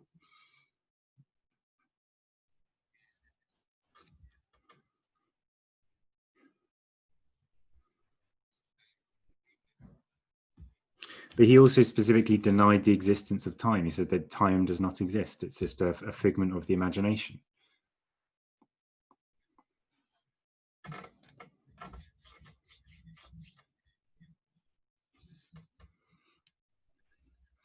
Anyway, I'll leave it there. I think I've made my point.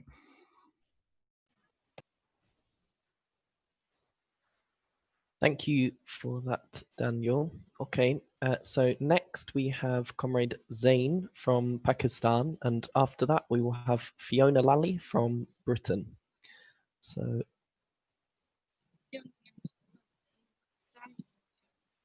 thank you, Jack. After an excellent lead off from Hamid.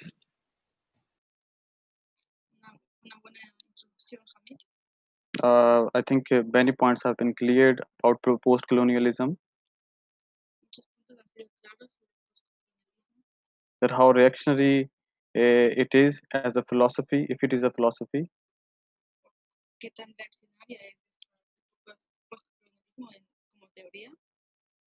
Apart the general hate from about Marxism and working class in general. Apart the general hate towards Marxism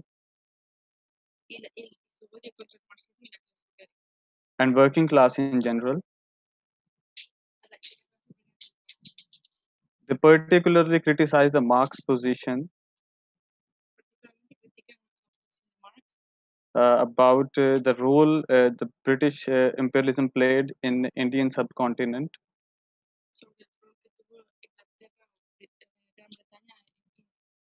They accuse Marx of being a racist or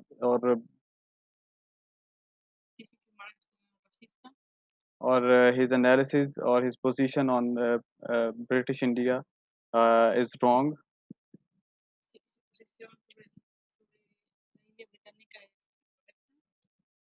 Capitalism didn't bring any progress in the Indian subcontinent.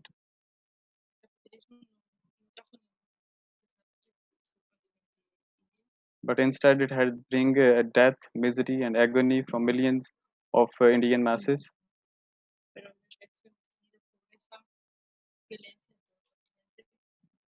But unlike bourgeois historians or post-colonial people,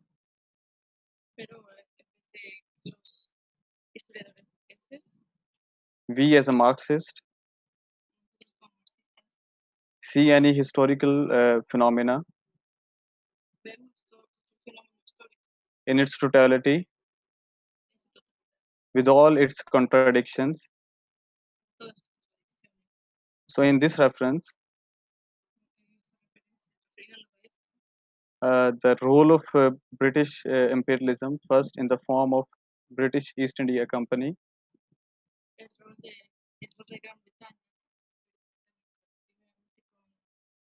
then as a first in the form of British East India Company,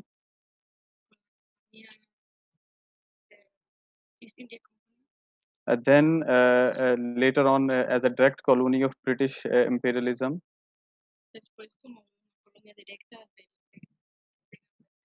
had a dual character. We know that all the policies of the company in British India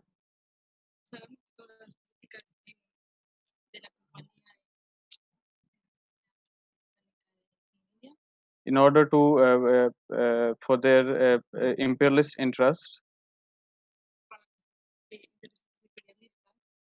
and for that they looted and plundered the this Indian subcontinent.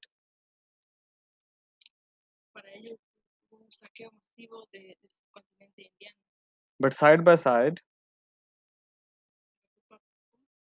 they also put an end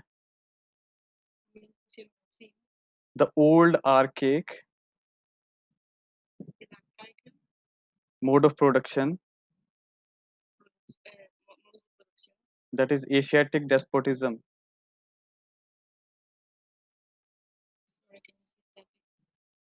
Old archaic mode of production, that is Asiatic despotism, and introduced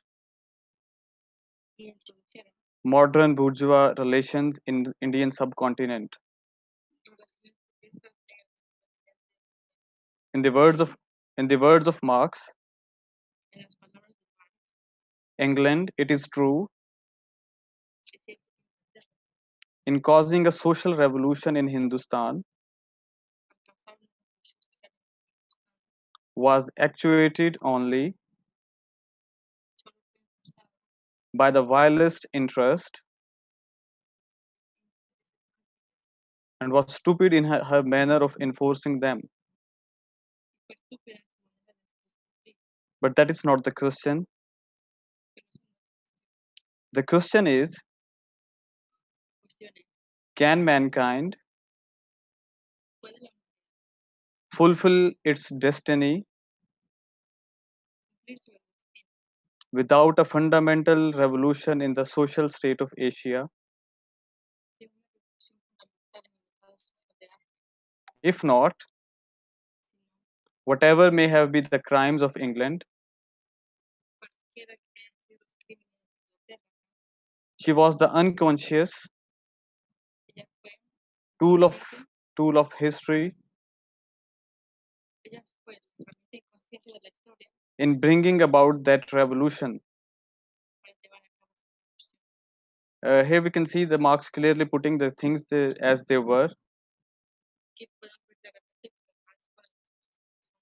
He's clearing, highlighting the imperialist character of East India Company.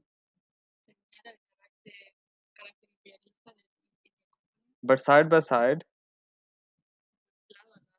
he's also explaining that this is a step forward for millions of people residing in that area. But our post-colonial friends, I think, don't want to understand. That's a crystal clear position. And starting from this, they associate all the crimes of Stalinism, the criminal role Stalinist Communist parties played in British India,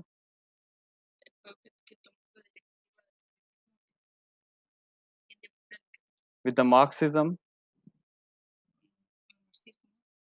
And we have clearly seen that the capitalism had not been able to solve the burning issues facing millions of people, yet only complicated and exaggerated these burning questions. We can see that still in Indian subcontinent, we can find ancient tribes and remains of Asiatic despotism to some extent.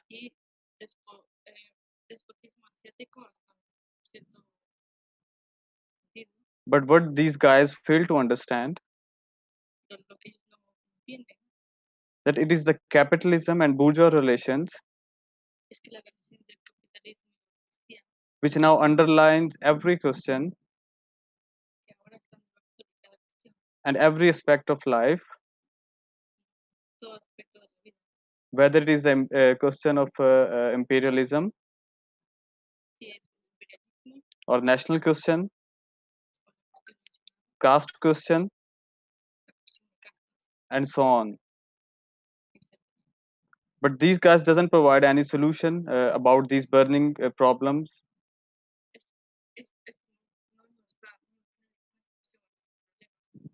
All they provide is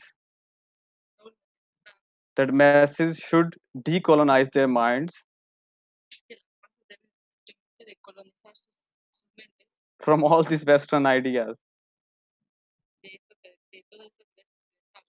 And in the end, the so-called modernist or postmodernists, in fact, took refuge in the backwardness and start eulogizing the old archaic mode of production that capitalism put an end.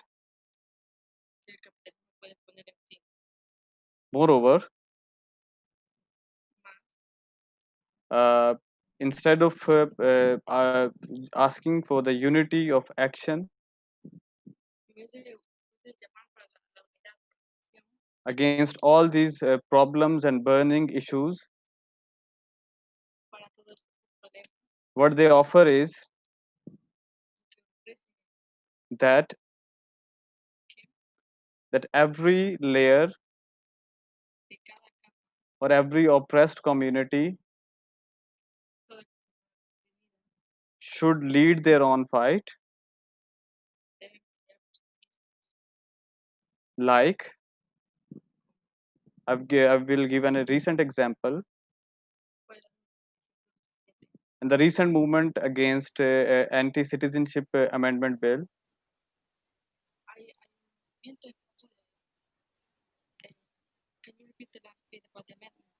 movement against citizenship amendment bill,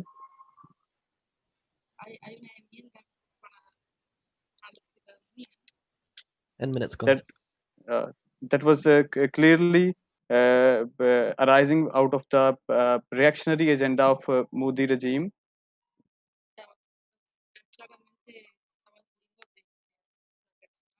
to divide the working masses of India along the religious and sectarian lines. So according to these guys, as this bill is only against Muslims in general,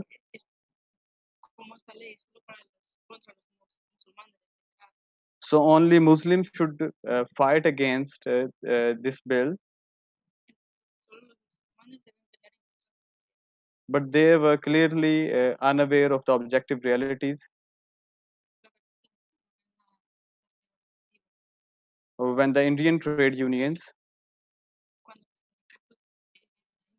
called for a general strike back in January, and they also included in their program to revoke this sectarian citizenship amendment bill, and that was the largest general strike human in the human history.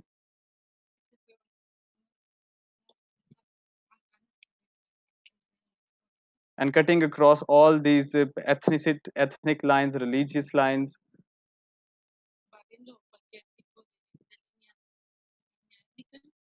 to 50 million workers in India, strike against Modi regime. So we can clearly see that these so-called modernists or post-colonialists actually strengthening the hands of reactionary Modi regime.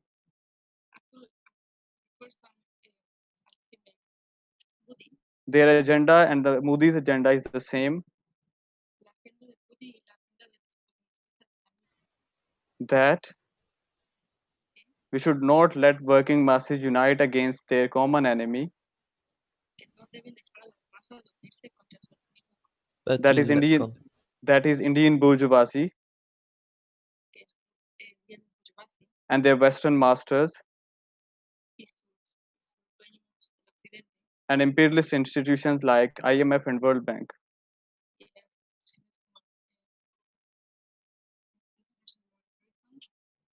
But the working masses of Indian subcontinent, not only in India,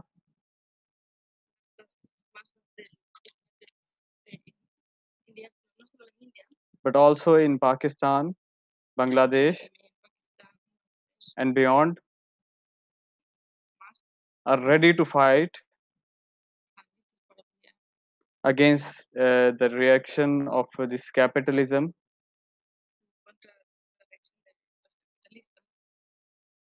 and in the coming period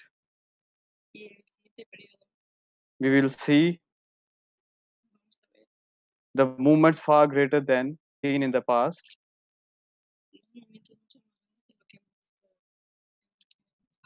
in which Indian masses, or correctly to say, in the masses of Indian subcontinent, will join their hands to kick out capitalism and imperialism, and take the revenge of the crimes of the partition,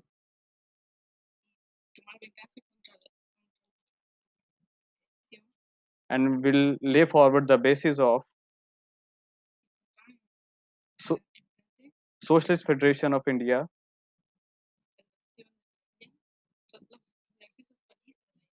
as a spark of world socialist revolution. Long live the unity of world proletariat. Workers of the world unite.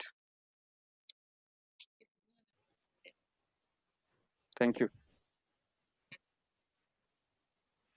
Thanks very much for that excellent intervention, Zain. Okay, so if I could bring in Fiona from Britain now, and after Fiona will be Ubaldo Oropesa from Mexico.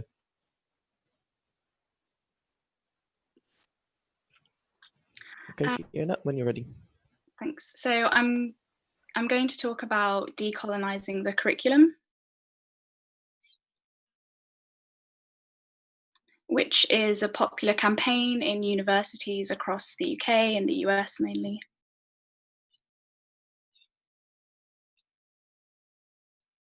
There are many issues, but in the interest of time, I'm only going to deal with one.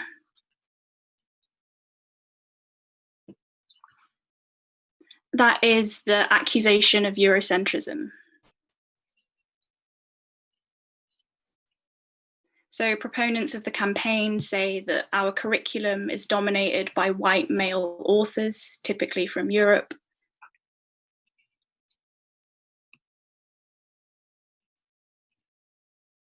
And it is true that they are dominated in this way. And as a result, they say that the perspectives and ideas of the global South are ignored.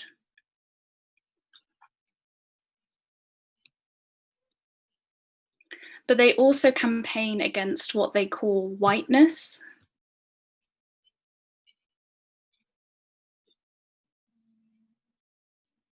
But they have no clear definition of this. In general, I would say it's seen as a manifestation of power that pervades all aspects of society.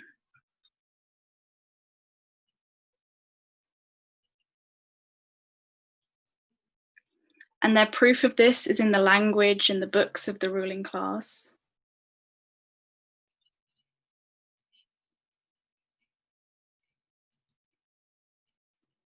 Hamid has already explained and shown how Said does this with literature in particular.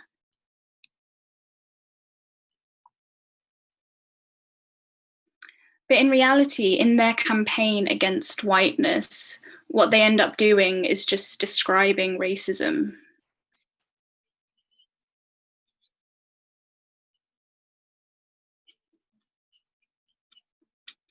However, they have no scientific understanding of where racism comes from.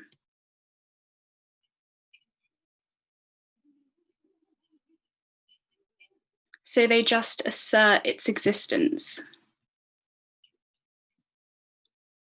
And all this does is confuse people. Once you detach oppression from its material basis, you remove our ability to fight it.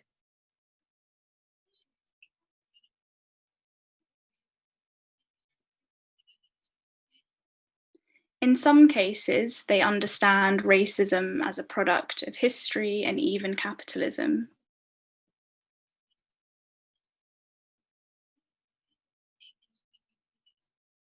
But they do not understand the laws that drive history.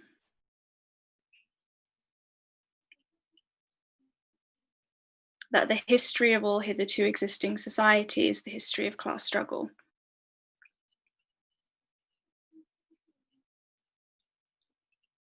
And this is an important difference.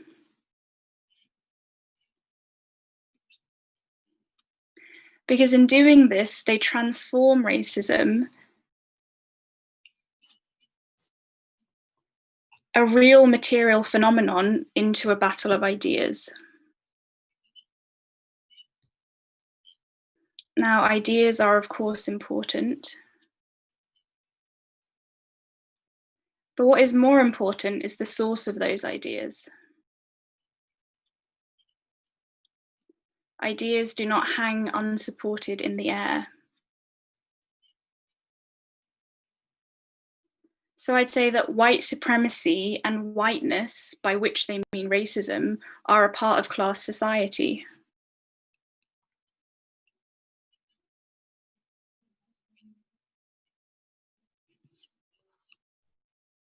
And as Marxists, we must be concrete in our language and our tactics.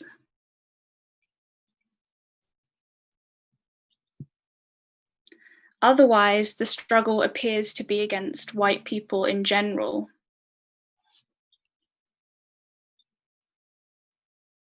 Rather than the exploitation and oppression of the ruling class specifically.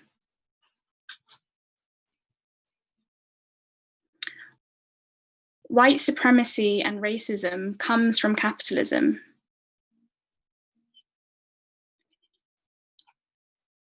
And the legacy of slavery, colonialism, and imperialism. And it is those systems that must be fought. In fact, it is the same system, class society. And this is not interchangeable with whiteness. By calling it whiteness, they're confusing the issue. Now, I'd say that it's a good sign that young people are rejecting what they are taught in universities.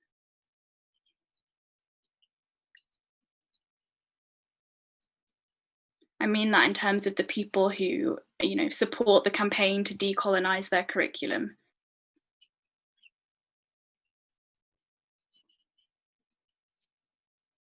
But we must demand more than this. Above all, I would say we cannot base the search for good ideas on the color of the skin of the author.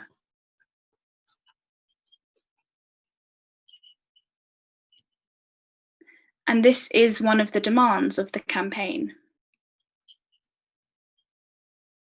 That there are more Black and brown authors on the curriculum.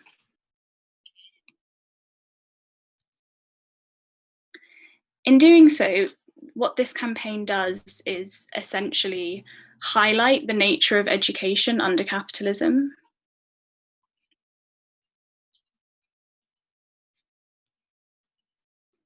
Which we understand as a tool to disseminate the ideology of the ruling class into society.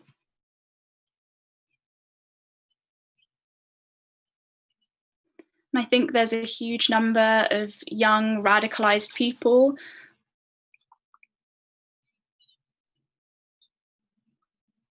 who are taken in by the radical sounding rhetoric of these ideas. But what these ideas do is channel them down the path of identity politics, which is harmless for the capitalist system.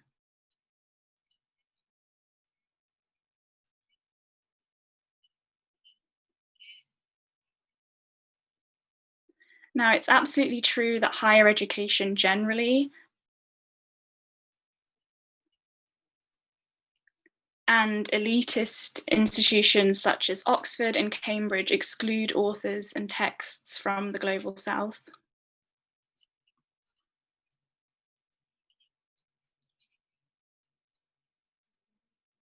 However, we would add that the issue is not just the race of the authors on the reading lists, but also their class perspective.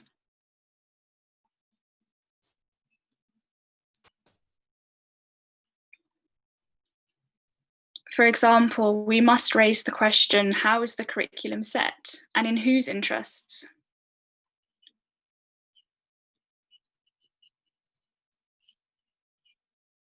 Now, education has always been organized in the interests of the ruling class.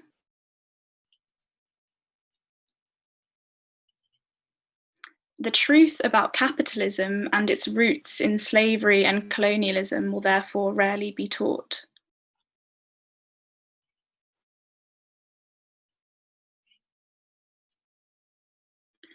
The history we are taught is overwhelmingly that which is considered acceptable from the point of view of the establishment.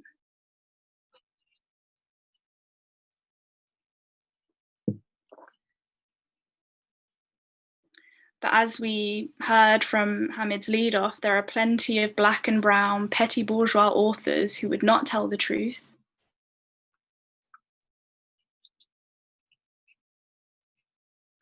who would speak from the perspective of their own ruling class.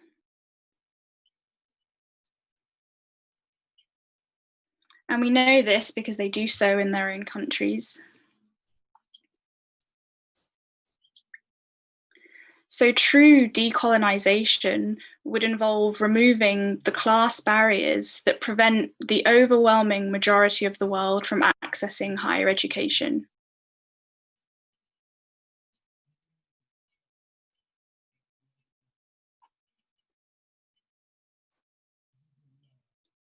And this can only be achieved as part of the socialist transformation of society internationally.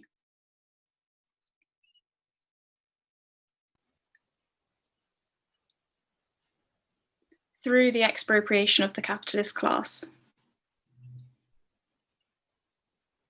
10 minutes gone. A democratic curriculum is dependent on the needs of society as a whole.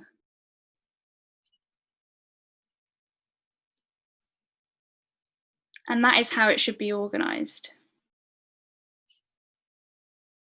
That is how we can determine what really are the best ideas.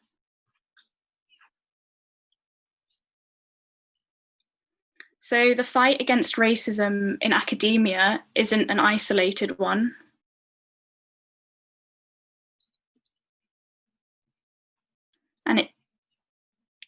And it's part of the wider fight against racism, which is fundamentally done through the class struggle.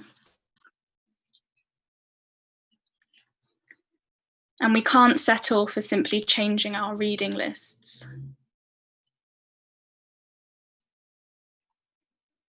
But beyond this, there's a quote by Stephen Jay Gould,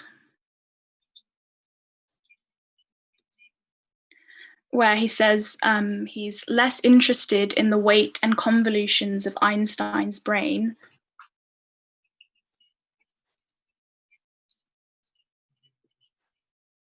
than in the near certainty that people of equal talent have lived and died in cotton fields and sweatshops.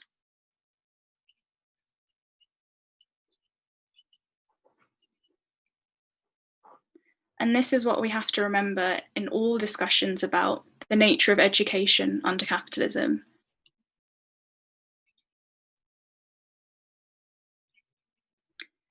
This is what we must remember in all discussions concerning the nature of education under capitalism. Which means we fight for real education, but that also includes housing, food, and healthcare.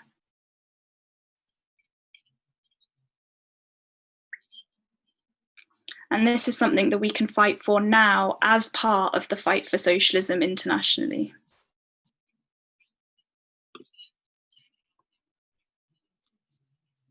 Thank you.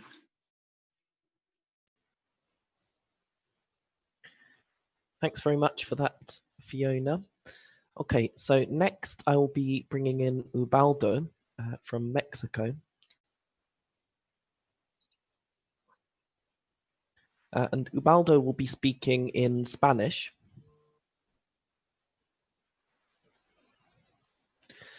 And so all of those who are listening to the Spanish translation on the Discord should now turn down the volume on Discord and turn up the volume on the main video.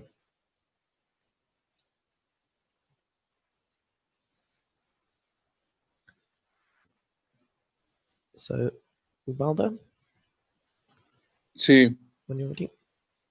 hola, buenas tardes. Good afternoon, comrades.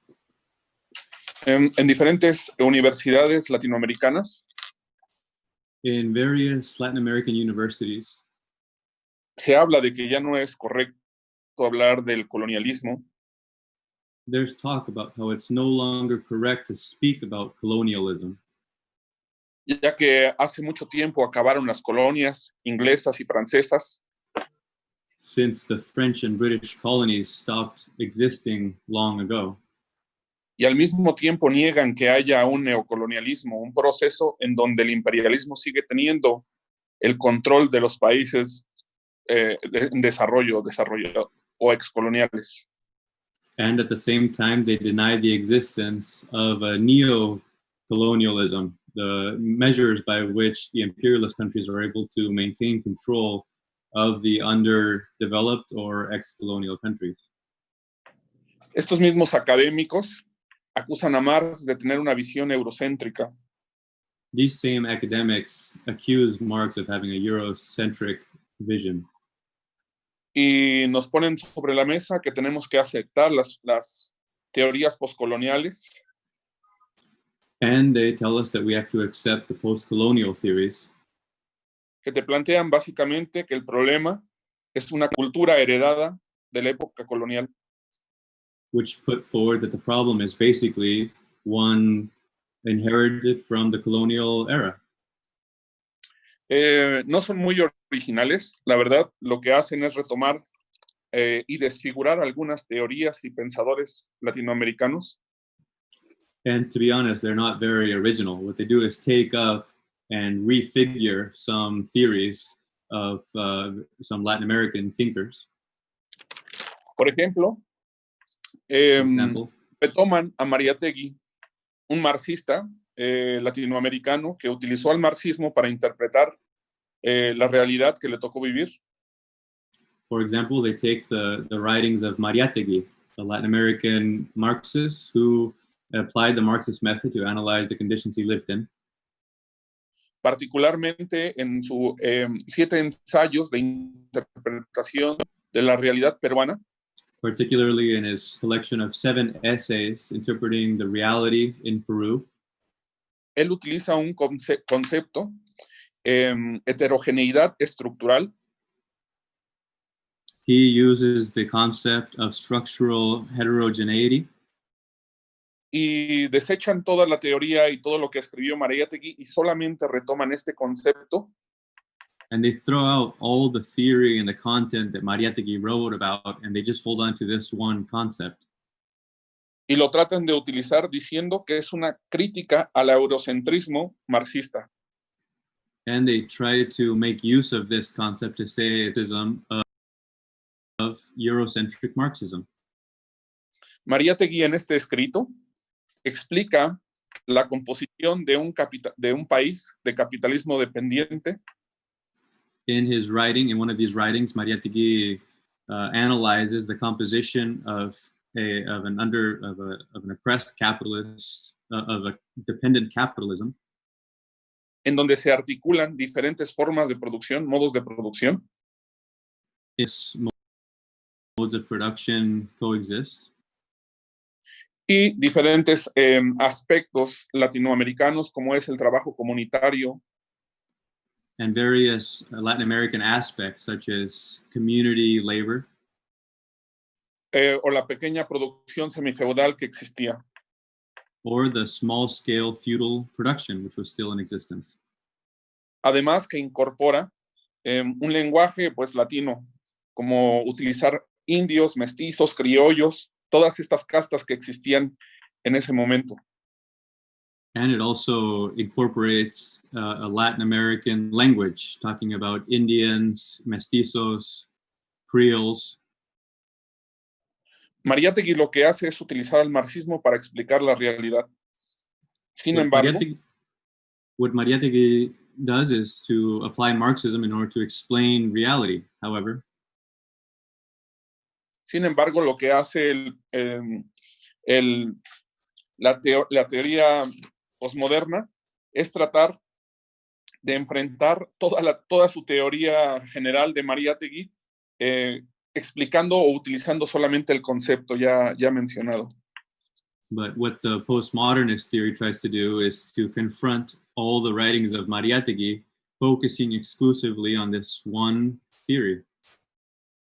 También tratan de utilizar la teoría de la dependencia, que esta plantea que el desarrollo y subdesarrollo de los países son dos caras de la misma moneda. They also, there's also the writing on dependence, the theory of dependence, which talks about the underdeveloped countries. Para decir que este pensamiento también es postcolonialista.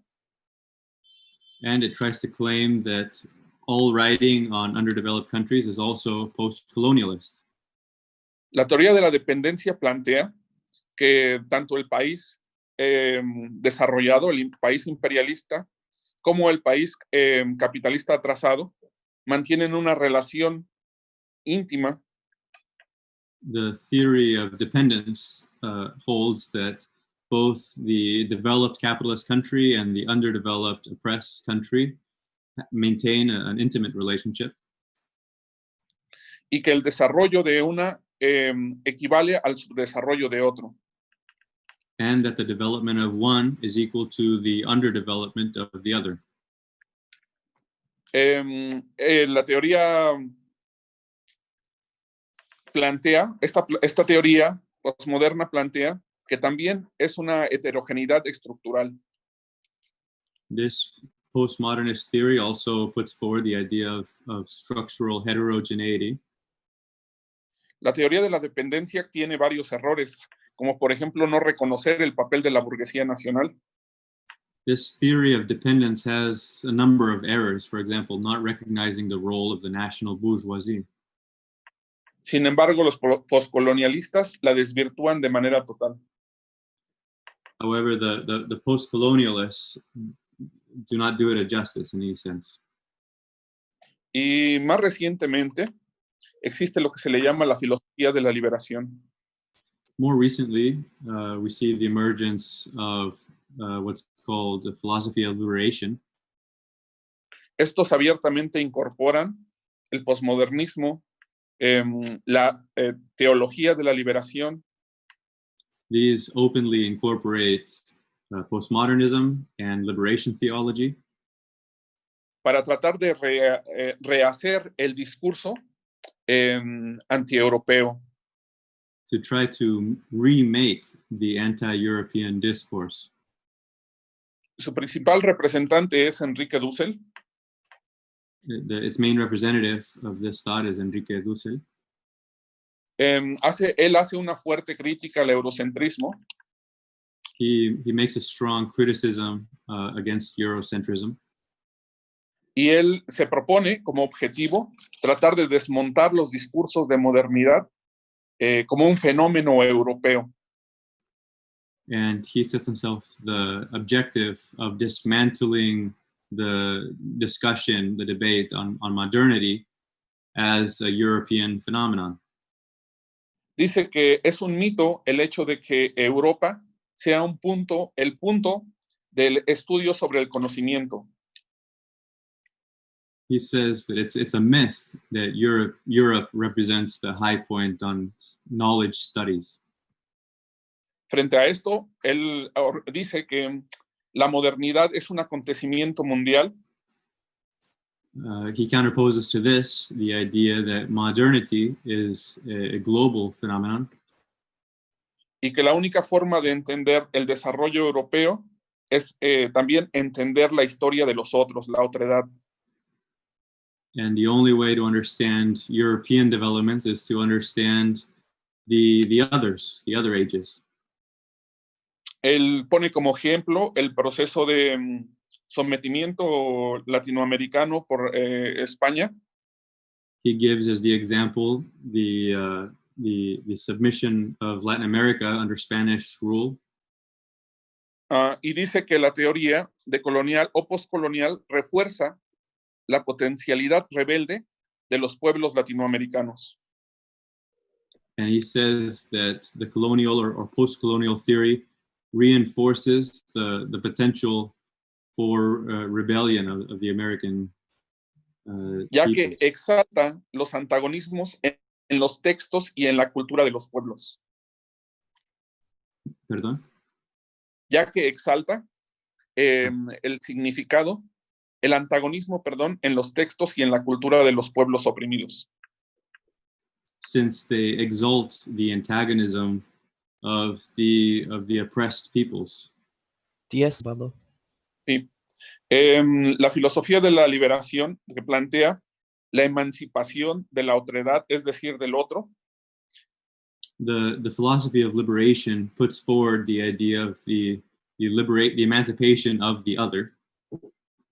Toda aquella teoría que no reconoce la subalternatividad, es decir, los sectores explotados o marginados. Any theory that doesn't recognize the marginalized and oppressed no tiene ningún tipo de sentido ni aporte.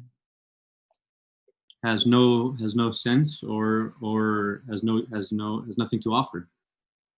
Él incluso llega a retomar algunos textos de Gua. He also takes some texts by Bua. Particularmente el libro Aspectos Elementales de la Insurgencia Campesina. In particular, the book Elemental Aspects of the Peasant Insurrection. Donde Gua critica a los movimientos que tienen un programa claro y escrito. Where Gua, this author, criticizes the clear aspects of the movement. Y dice que tal insistencia por la escritura denota prejuicios de las élites nacionales o extranjeras. And he says that this denotes prejudices from foreign authors. Así, la filosofía de la liberación desecha cualquier pensamiento mínimamente coherente. In this way, liberation philosophy throws aside any coherent philosophy. Por ser europeo o venir de las grandes urbes. If it comes from Europe. Y se invita a ser sustituido por iniciativas, espontaneidad y sentimentalismo, aspectos morales. And it invites European influence to be replaced by sentimentalism.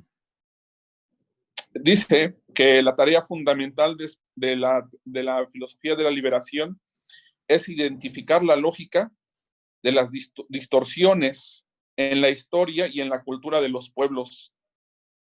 It says that the objective of liberation philosophy is to identify the source of the distortions in its history.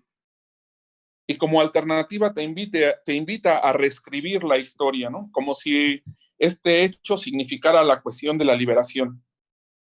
And as an alternative, it invites one to rewrite history as if this offered some alternative or liberation.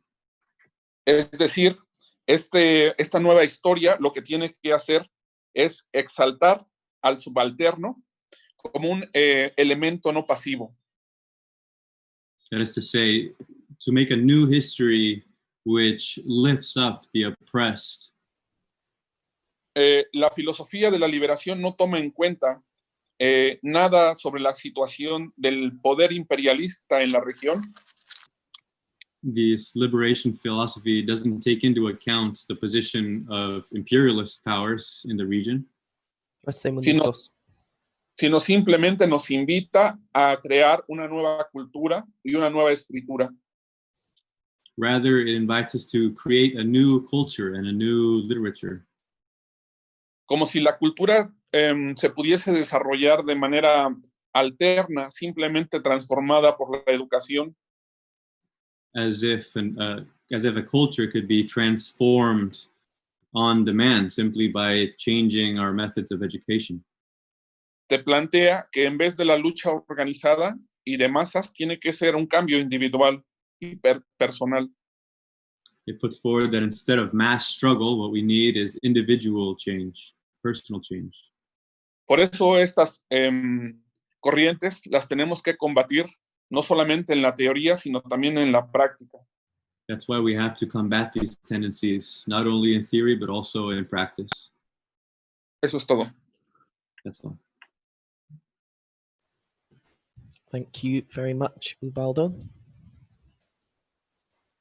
Okay, so next up we have Zoe Milanovi from the Netherlands. So when you're ready, Zoe.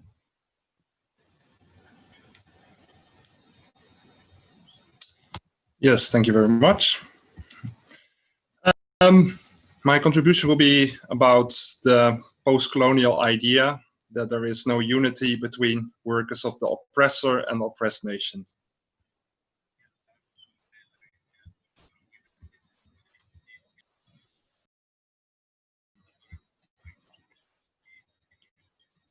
This is relevant because in the recent period, in a lot of European countries, including the Netherlands, we see a big anti-racist movement coming up.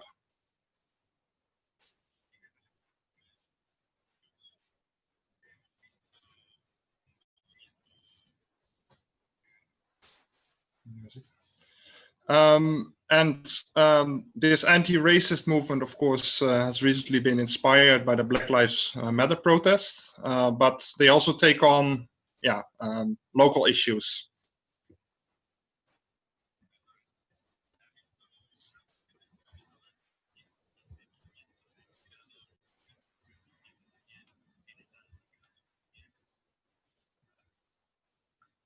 Well, we completely stand in solidarity with most of the young people who joined this. We have to be critical about some ideas of the leadership.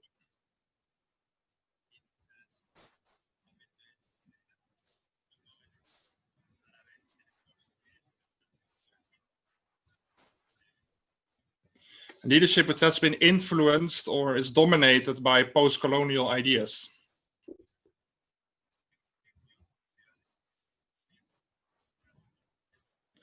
We have to understand that this does not come out of nothing, but is the result of a big vacuum.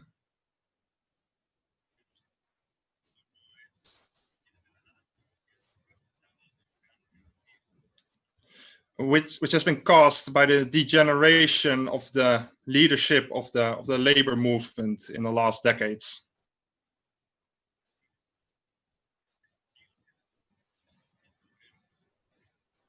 And we could basically say a kind of loss of memory about joint struggles in the past.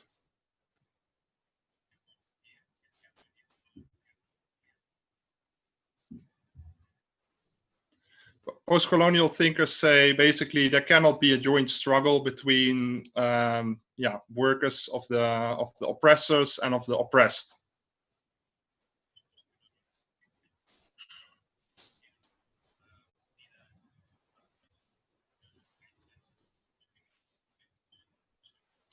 And if it takes place, then it is some kind of cynical communist plot.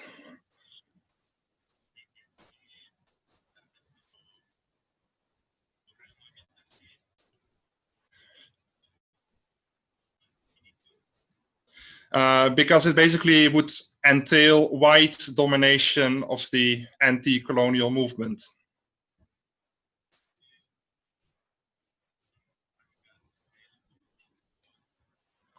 And then they say that the anti-racist activists should need to decolonize their minds.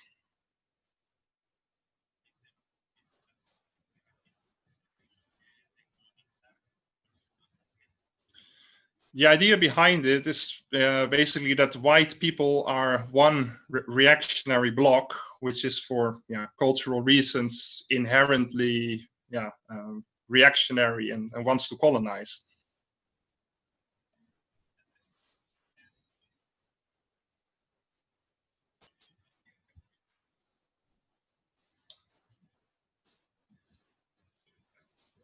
And they're basically saying that white European workers and capitalists have the same interest. Maybe the workers want a bit higher wages, and the capitalists want a bit lower, but their basic interests are the same.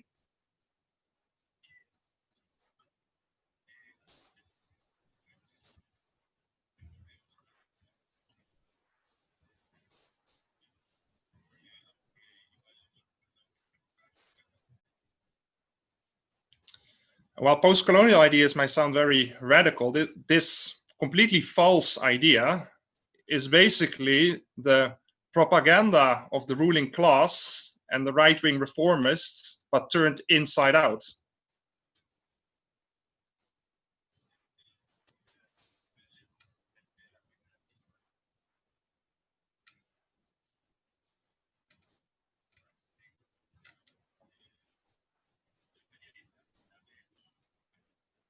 These were the ideas that were used by colonial powers like the English and the French and the Dutch.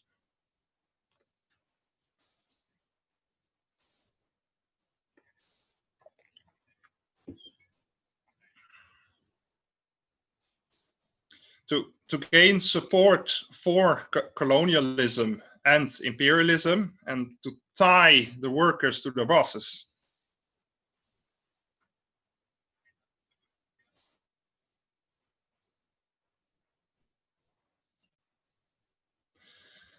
But with this, post-colonialists distort the real history of struggle of the left wing of the workers' movement.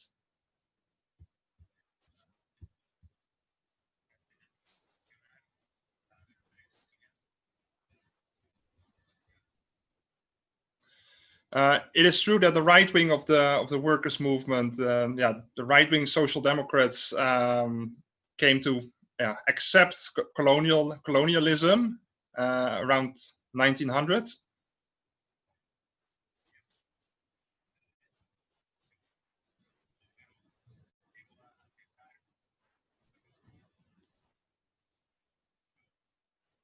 But the left wing, like people around Lenin, they fought against these ideas within the Second International.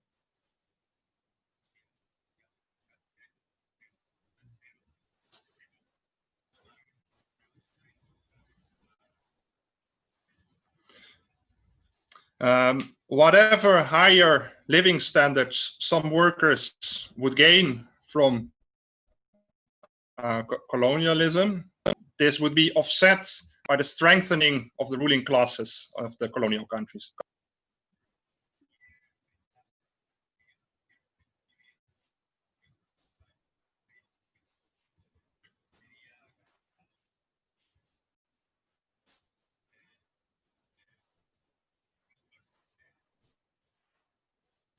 The fall of the colonial empires of Britain, France, and the Netherlands would hasten the defeat of these imperialist ruling classes and hasten the revolution in Europe.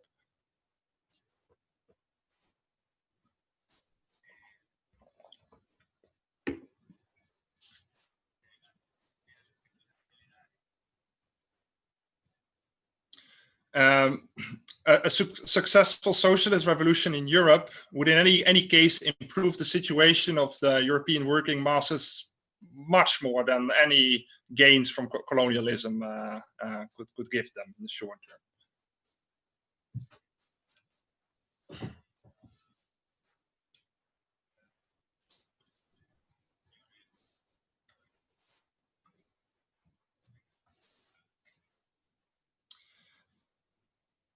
And it was not just in theory, but in practice that these ideas were built upon by revolutionaries.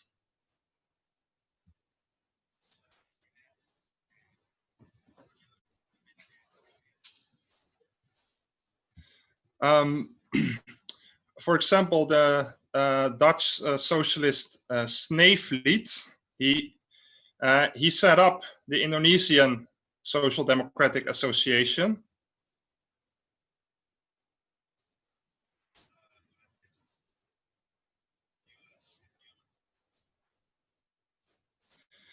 And while the first members were Dutch, he insisted on focusing on the recruitment of native Indonesians.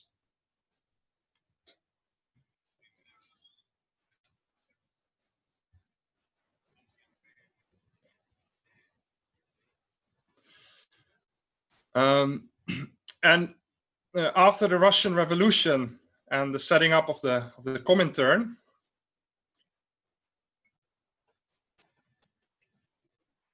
this led to a tie and a collaboration between Indonesian communism and Dutch communism.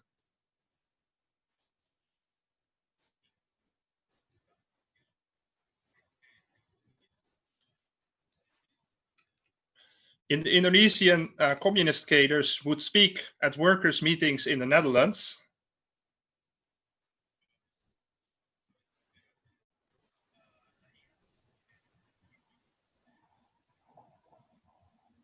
Ten minutes gone. And there they would link the struggle for independence and the others, the struggle for better living conditions in Indonesia. They would link it to the workers' struggle in the Netherlands.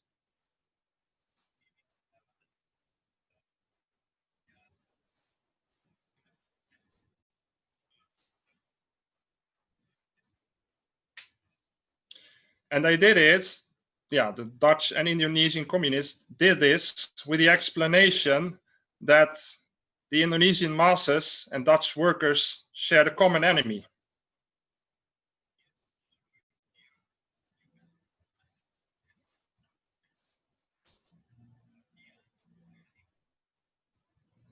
The Dutch capitalist class.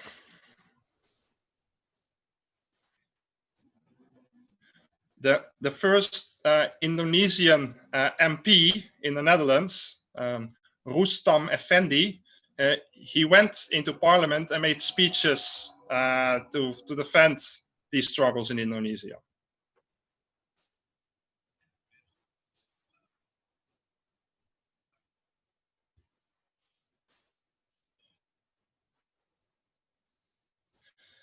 With a slogan, Indonesia separate from Holland now, the Communist Party could influence a significant part of the Dutch workers and move them away from the ruling class ideology.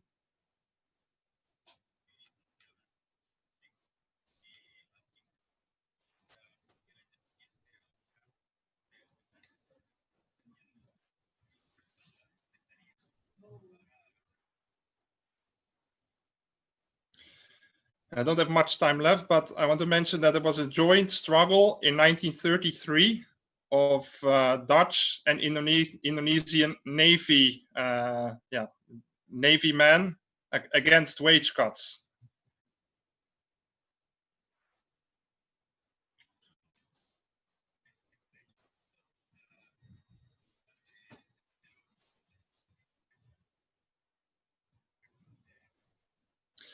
Unfortunately, the role of Stalinism meant the deterioration of these ties.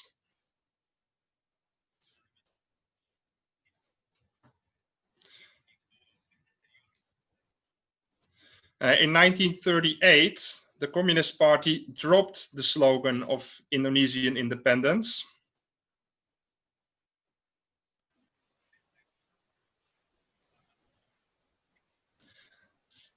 It's gone. A similar development was there in Britain and France.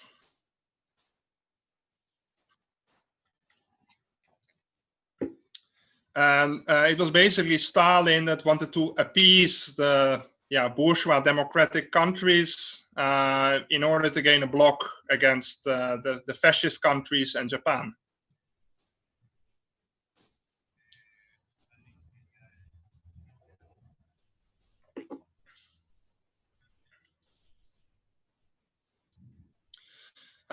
In spite of Stalinist distortions, we still later see very impressive examples.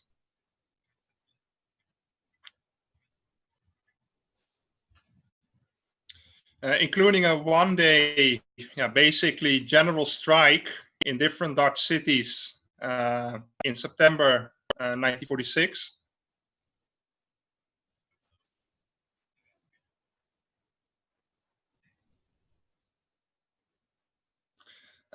Against sending troops to Indonesia for the reconquest after the Second World War.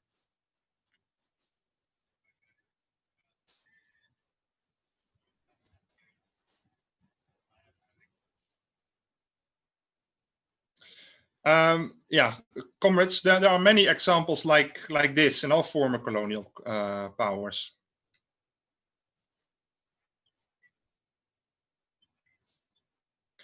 And the 20th century is full of examples of joint anti-racist struggles.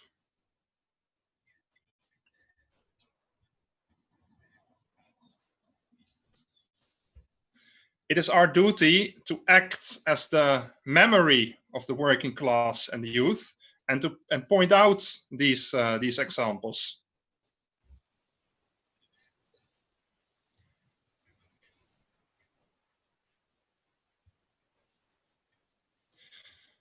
Let's break down all these distortions of these post-colonial ideologies.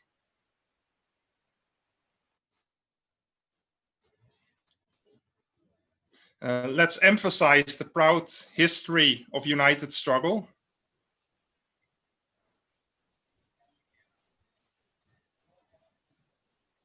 Please sum up. And let's offer the youth a real Marxist alternative to fight oppression and exploitation to the end.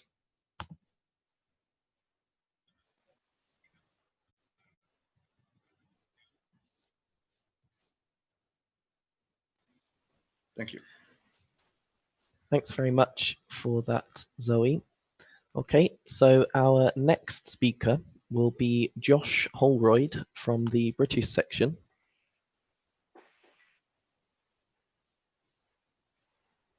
Thanks, Jack. So when you're ready. I'd like to spend a little bit of time trying to put post-colonialism in its historical context.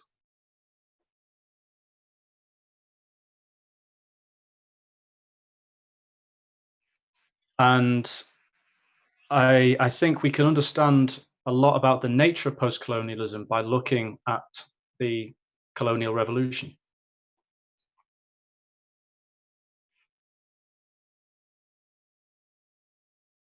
By looking at the colonial revolution. The period after the Second World War may have been a period of upswing and reforms in the imperialist countries.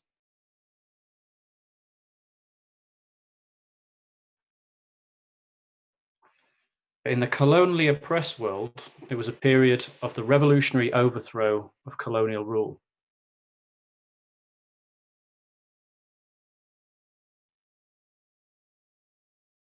And the attempt to escape from the dead end of capitalism.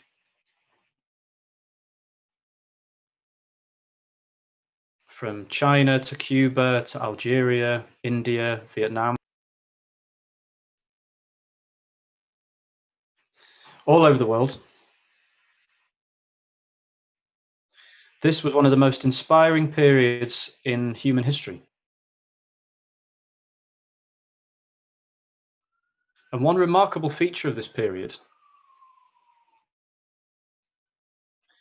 is that many regimes which explicitly set out to establish independent capitalist democracies in their countries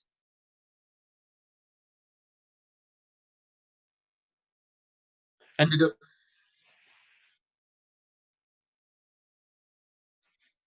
ended up expropriating the capitalists because they were tied by 1,000 threads to imperialism.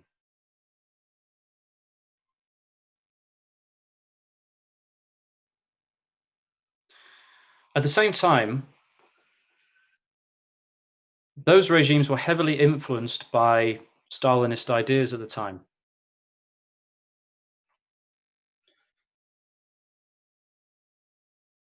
And clung to the anti-Marxist idea of socialism in one country. So you see various different types of national socialism popping up.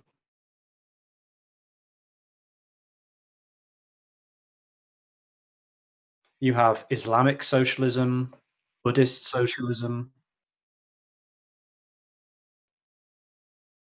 and all claimed that their culture had unique exceptions to the European model.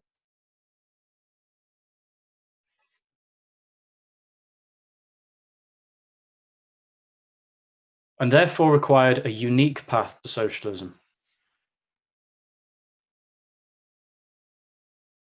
Crucially, within the bounds of a single nation state or cultural area.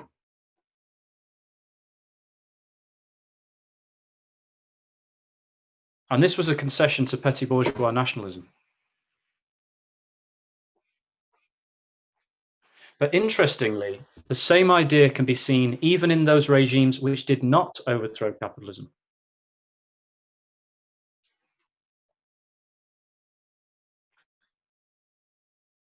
To take one example, Kwame Nkrumah, who led Ghana to independence in 1957.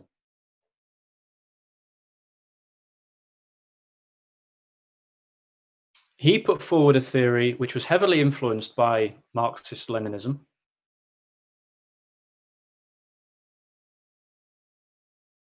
but in combination with black nationalism, like the ideas of Marcus Garvey.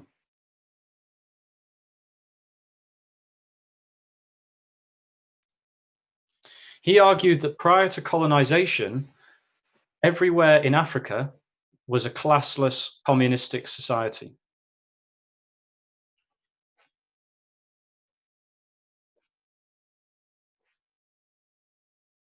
And therefore, class struggle and revolution were not necessary for the building of socialism in Africa.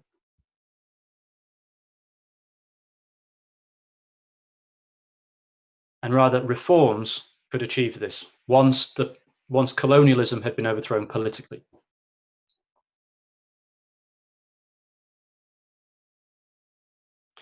So it's socialism without the expropriation of the capitalists and without a workers' state.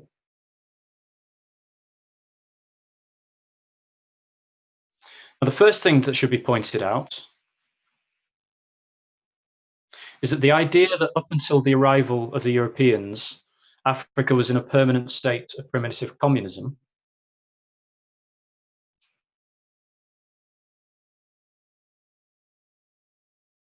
is not only historically false, but it's the same prejudice of the imperialists.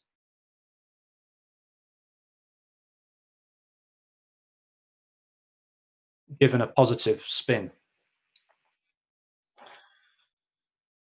More importantly,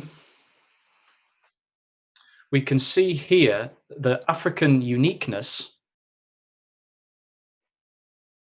is being used as an ideological cover for a reformist policy.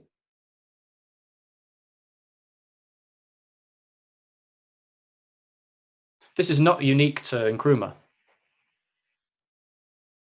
Don't forget, it was Gaddafi and not Blair who first promoted the idea of a third way between capitalism and socialism.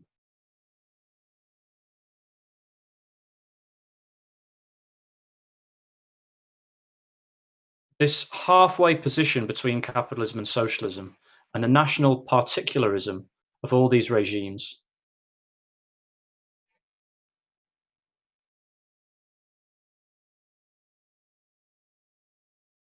proved to be an enormous weakness against the onslaught of imperialism.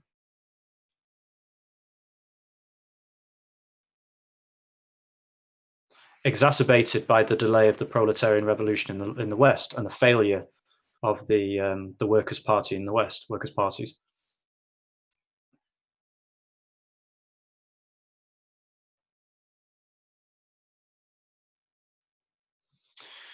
Many of these regimes effectively assisted with the recolonization of their countries.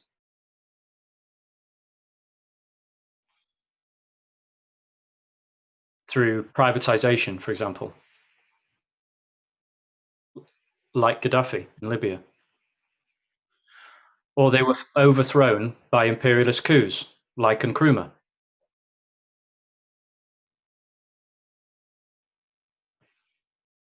And the history of the so-called neoliberal period is exactly this. An onslaught of the World Bank, IMF, and World Trade Organization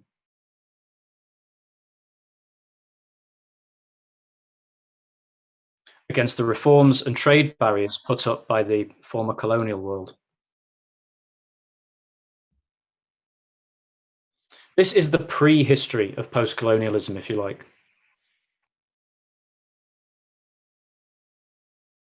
The honest struggle to overthrow imperialism diverted along the lines of petty bourgeois nationalism.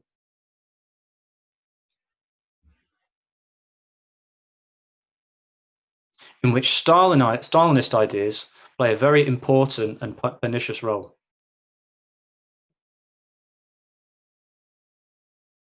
But this isn't the real history of post-colonial theory. That comes later. The rise of post-colonial theory comes out of the retreat of the colonial revolution.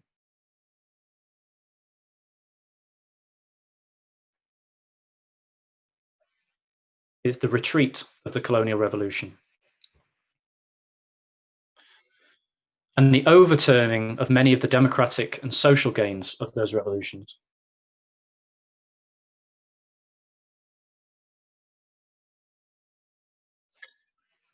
It is an ideology of pessimism and backsliding.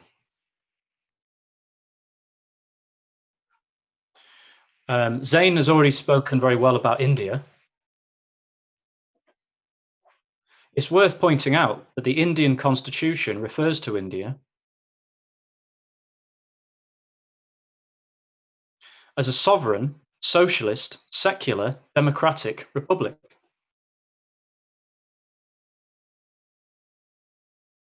In reality, it's none of those things, except a republic, perhaps.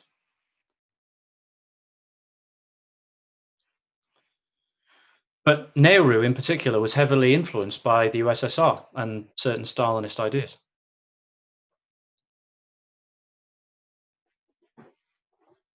And yet, in this socialist republic, capitalism was never overthrown.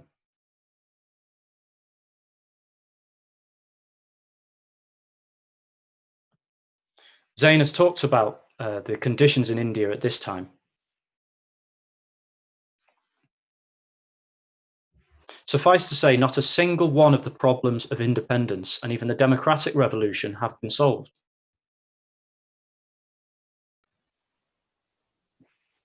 So interestingly, you start to see Stalinist academics in India abandoning the crude caricature of Marxism that they had previously held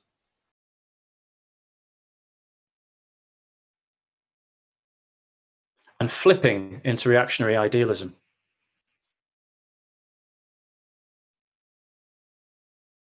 Many post-colonial theorists have come from this background.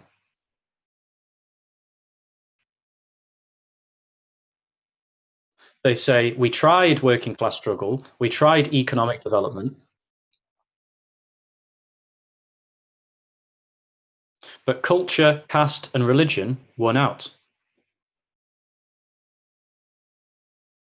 Therefore, in India, society is determined by religion, not class or the development of the productive forces.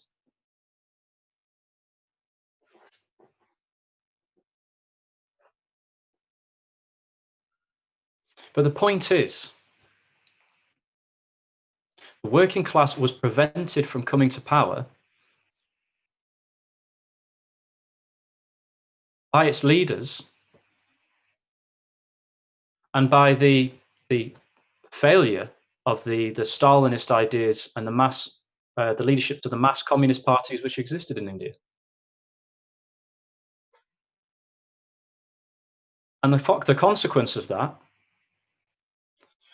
was precisely the failure of economic development under Indian capitalism.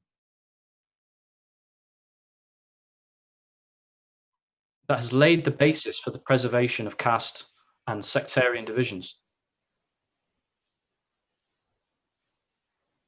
They actually turn the most reactionary aspects of Indian society into a permanent and necessary feature of Indian society.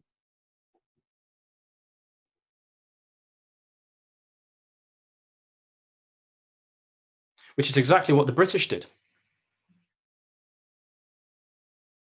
But in truth, the time of post-colonialism has passed. Now, all over the world, the masses are moving onto the road of revolution.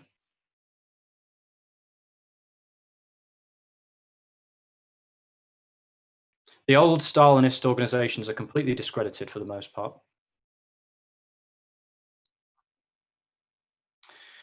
And the post-colonial prejudices that currently exist in the universities will be swept away by the coming tide.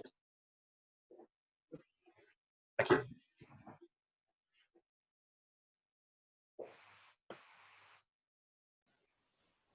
Okay, thanks very much for that, Josh, and thanks all the comrades for the excellent contributions.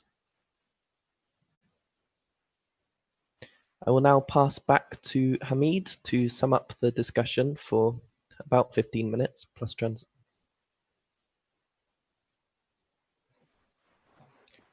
When you're ready. Thank you very much, Jack, and thank you everyone who spoke.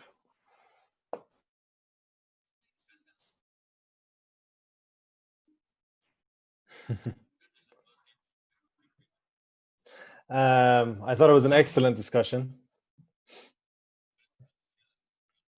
I don't have anything to add to the excellent interventions that the comrades made.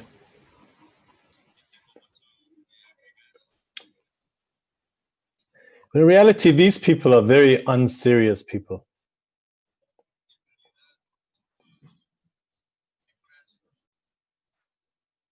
You know, you would have thought that when you pick out like the best, most prominent academics in the world, you would have put someone who has a bit of brain.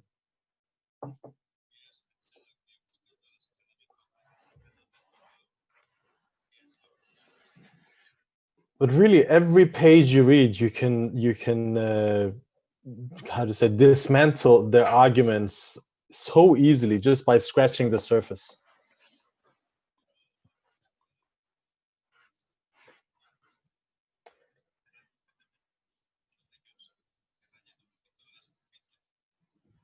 And in fact, they think they're very, very nuanced and how do you say, advanced and complex in their way of thinking, profound.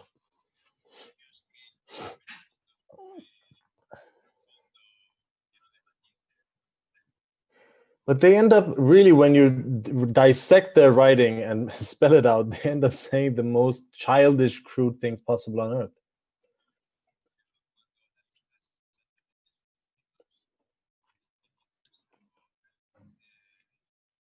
As Josh said, and I think I also made the similar point in the postmodernism discussion.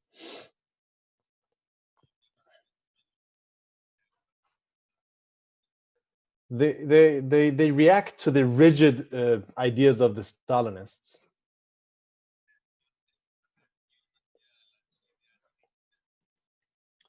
You know, the Stalinists had this thing for the colonial world that all countries must follow the exact same stages as Europe had followed, European societies had followed.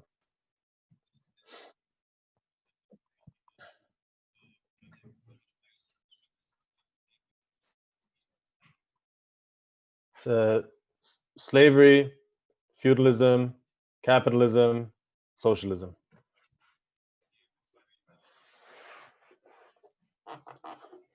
And of course, it was no longer possible to develop, for capitalism to develop in these countries after the entrance of imperialism.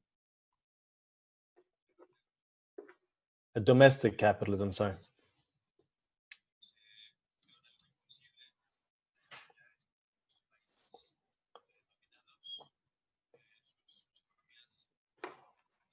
The capitalism became a huge block to the development of these countries.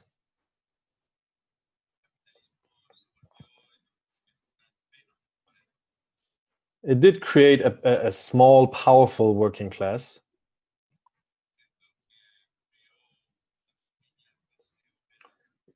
But the vast majority of the country was in a state of backwardness, of all of these countries.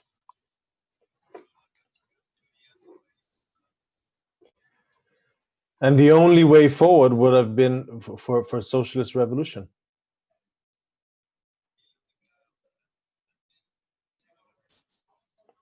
Which the masses did attempt to, in India, in Iran, in Iraq, many places, Sudan.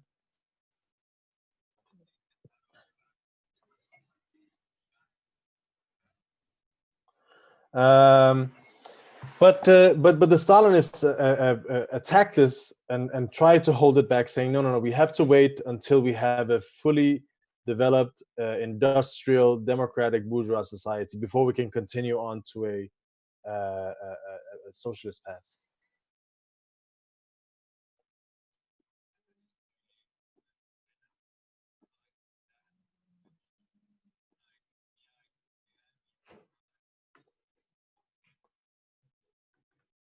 Which was only an excuse to put their support behind the nationalists, really.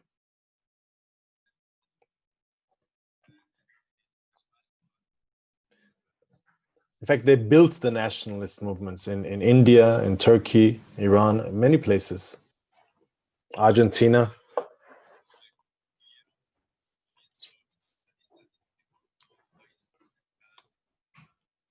But these guys reacted to this rigid view of history.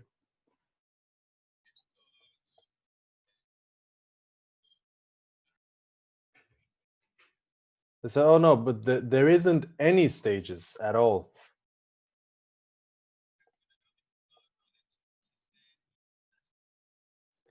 It's all just one big stage. One fixed, unmovable block, basically.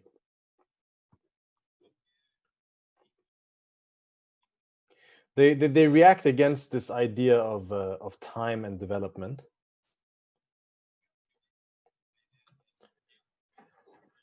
They say they don't accept time as a Eurocentric phenomenon concept.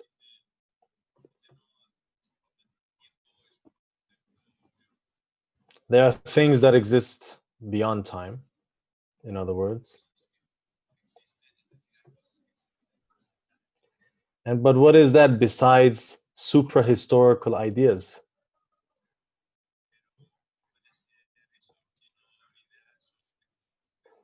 And religion, which is exactly what religion puts forward. Which is a very rigid view of anything. They say that there's no laws, everything is flexible, and people can do whatever they want to. There's no order, there's nothing in society.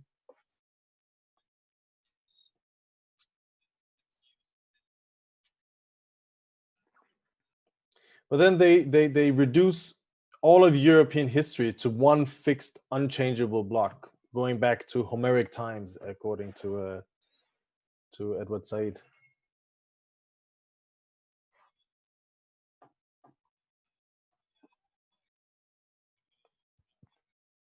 Maybe some of them are a bit more nuanced, but that is basically what they do.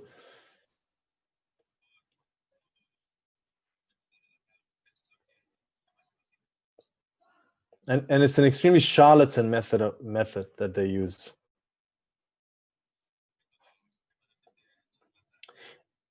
And they just write whatever comes into their minds. basically. And then they go on to cover all of this with extremely vague language, vague and obscure language.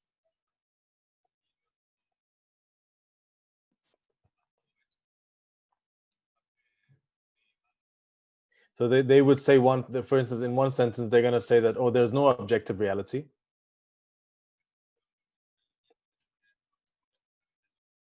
And then they spend half a page giving caveats and ifs and buts and so on, but to cover it up basically, and even saying the exact opposite.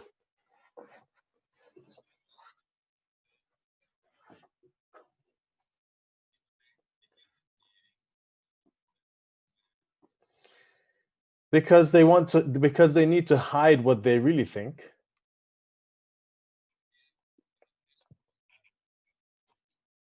Which is this extreme idealist subjectivism.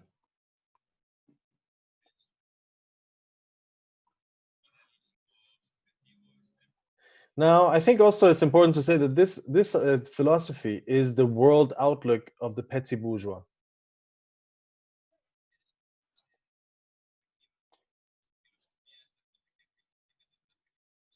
This is a class whose position in society is constantly threatened by the working class on the one hand, which is moving forward.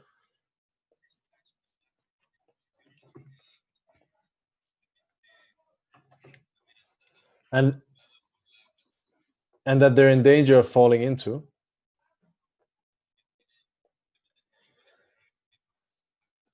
But it's also dominated by the big bourgeois, who use their influence and power over the state and the economy to crush the middle class.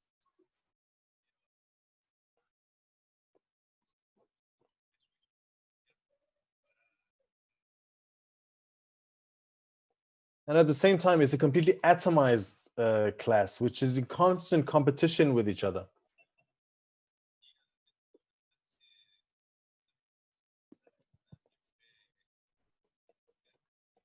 Imagine all these academics fighting over the few tenure positions there are.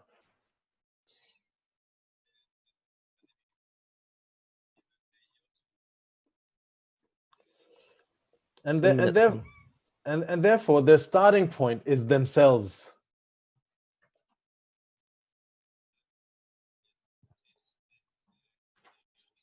They look down on the workers who don't understand anything. The workers are primitive.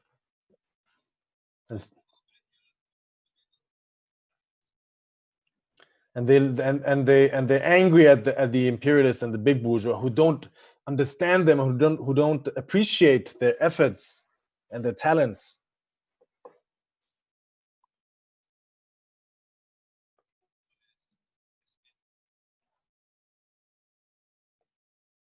That they think is their talent, obviously. And so their personal experience becomes their sole measure of the world.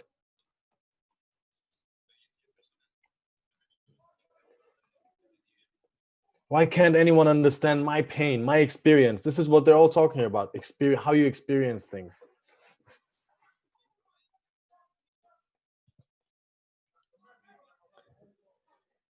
And in that way, their whole world outlook comes to revolve around their own position in society.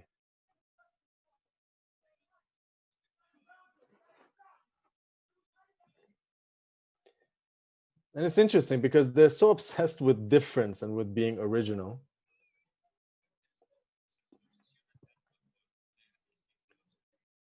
But they're extremely predictable.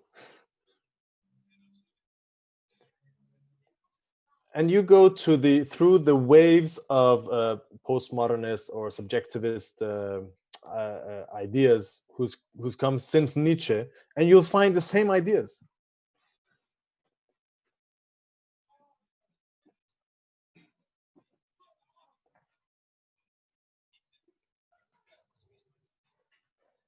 And even if you look at them individually, you find a lot of similarities.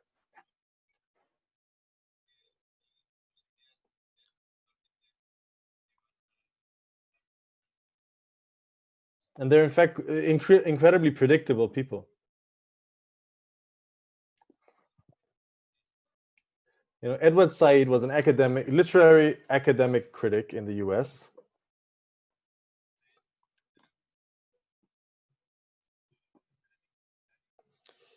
And his idea was to call for more Orientals in Western academia.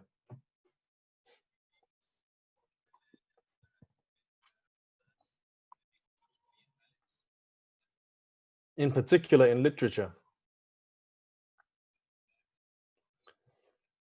And although he said that the whole world, the whole of the West was just kind of, how do you say, covered by this Eurocentric grip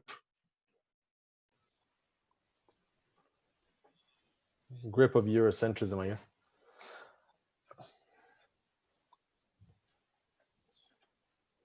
But the academic world was different. That was free.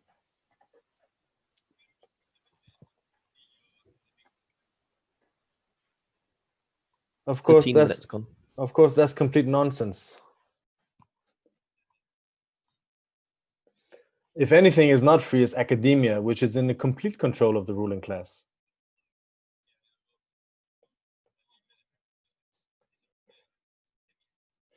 The other guy, Dipesh Chakrabarti, he was a Bengali in Australian academia.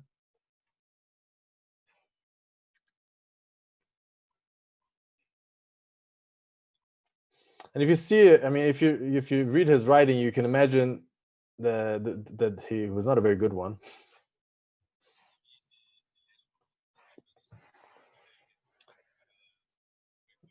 And his idea is that you cannot judge the logic of Indians like we judge others.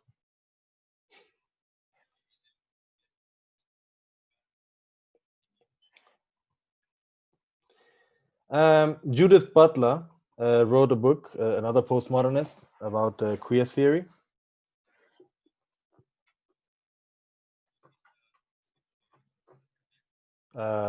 What's this? Gender Trouble, the kind of the main book of queer theory, where she admits that this was a kind of a self-help project in order for her to come to grips with her being a lesbian, which is, I'm sure, not a nice thing if you grew up and are oppressed.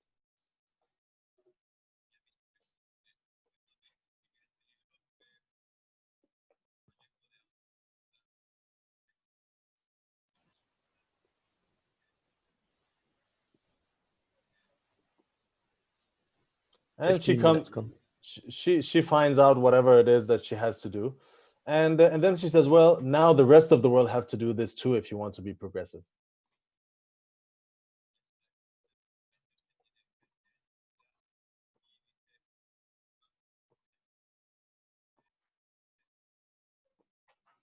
Frantz Fanon was a psychiatrist.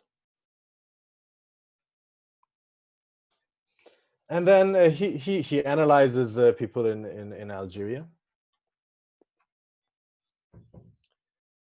But then he takes that psychology, which is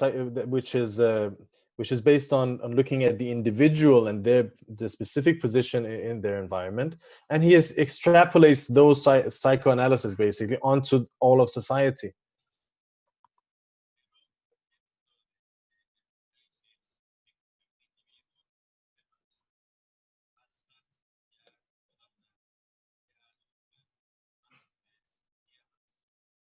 It's extremely amateur and very striking, and they do it shamelessly.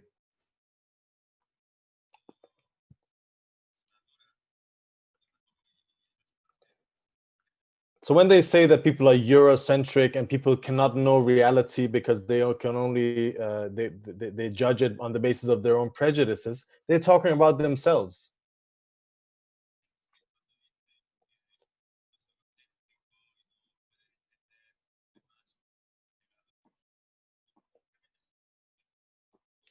Because of their class position does not allow them to do anything else.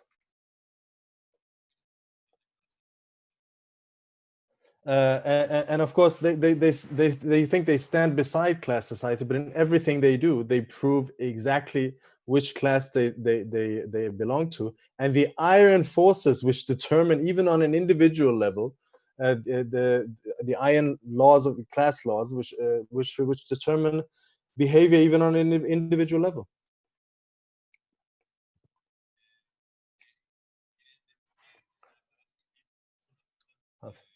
I'll finish in a minute.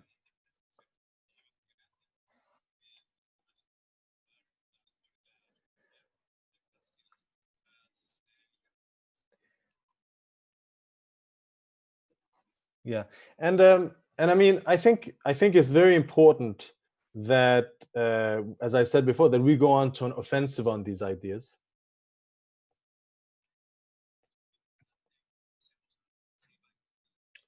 Because a lot of young people are being introduced to these as their first step into politics.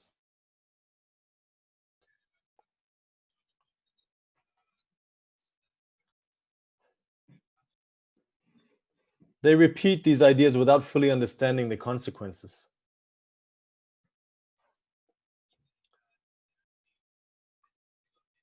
But this doesn't mean that they're fully convinced. It only means that these ideas haven't been challenged.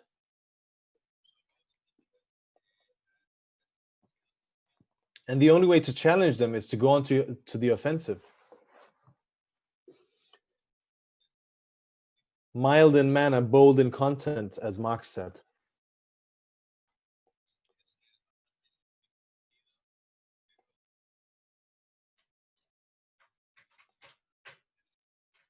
And if we do this, we will them, and a lot of people who are definitely not convinced by these ideas.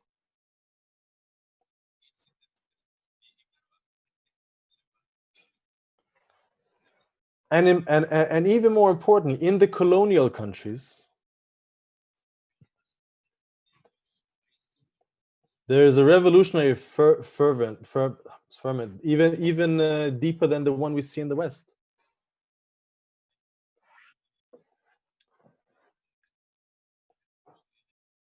Hundreds of thousands, millions of young people are ready to rebel, ready to go on the streets if they were given a lead.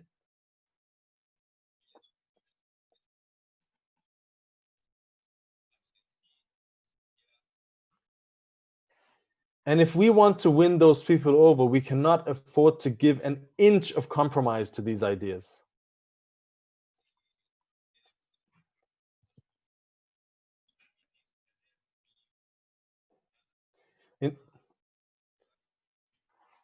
For this school, we have almost 300 registered from India and almost 800 from Pakistan.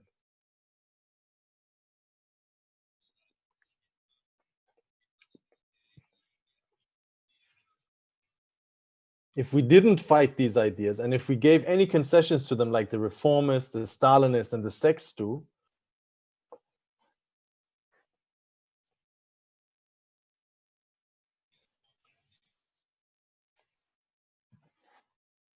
we could never win these people over.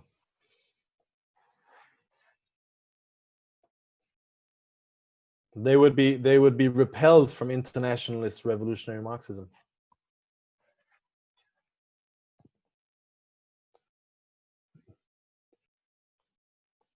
But if we fight these ideas hard and put forward a Marxist internationalist position,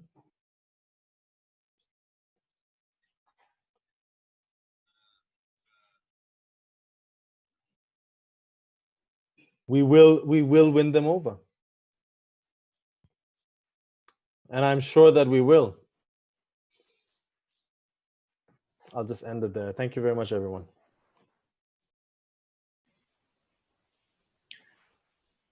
Thanks very much for that excellent sum up, Hamid. I think it's been a really excellent discussion.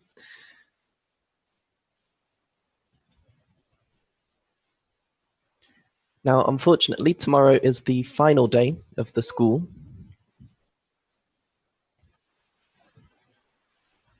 But we still have plenty of very interesting talks.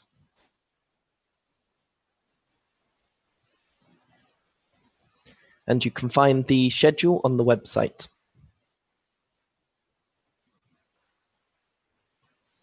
But anyway, thanks for watching and see you tomorrow.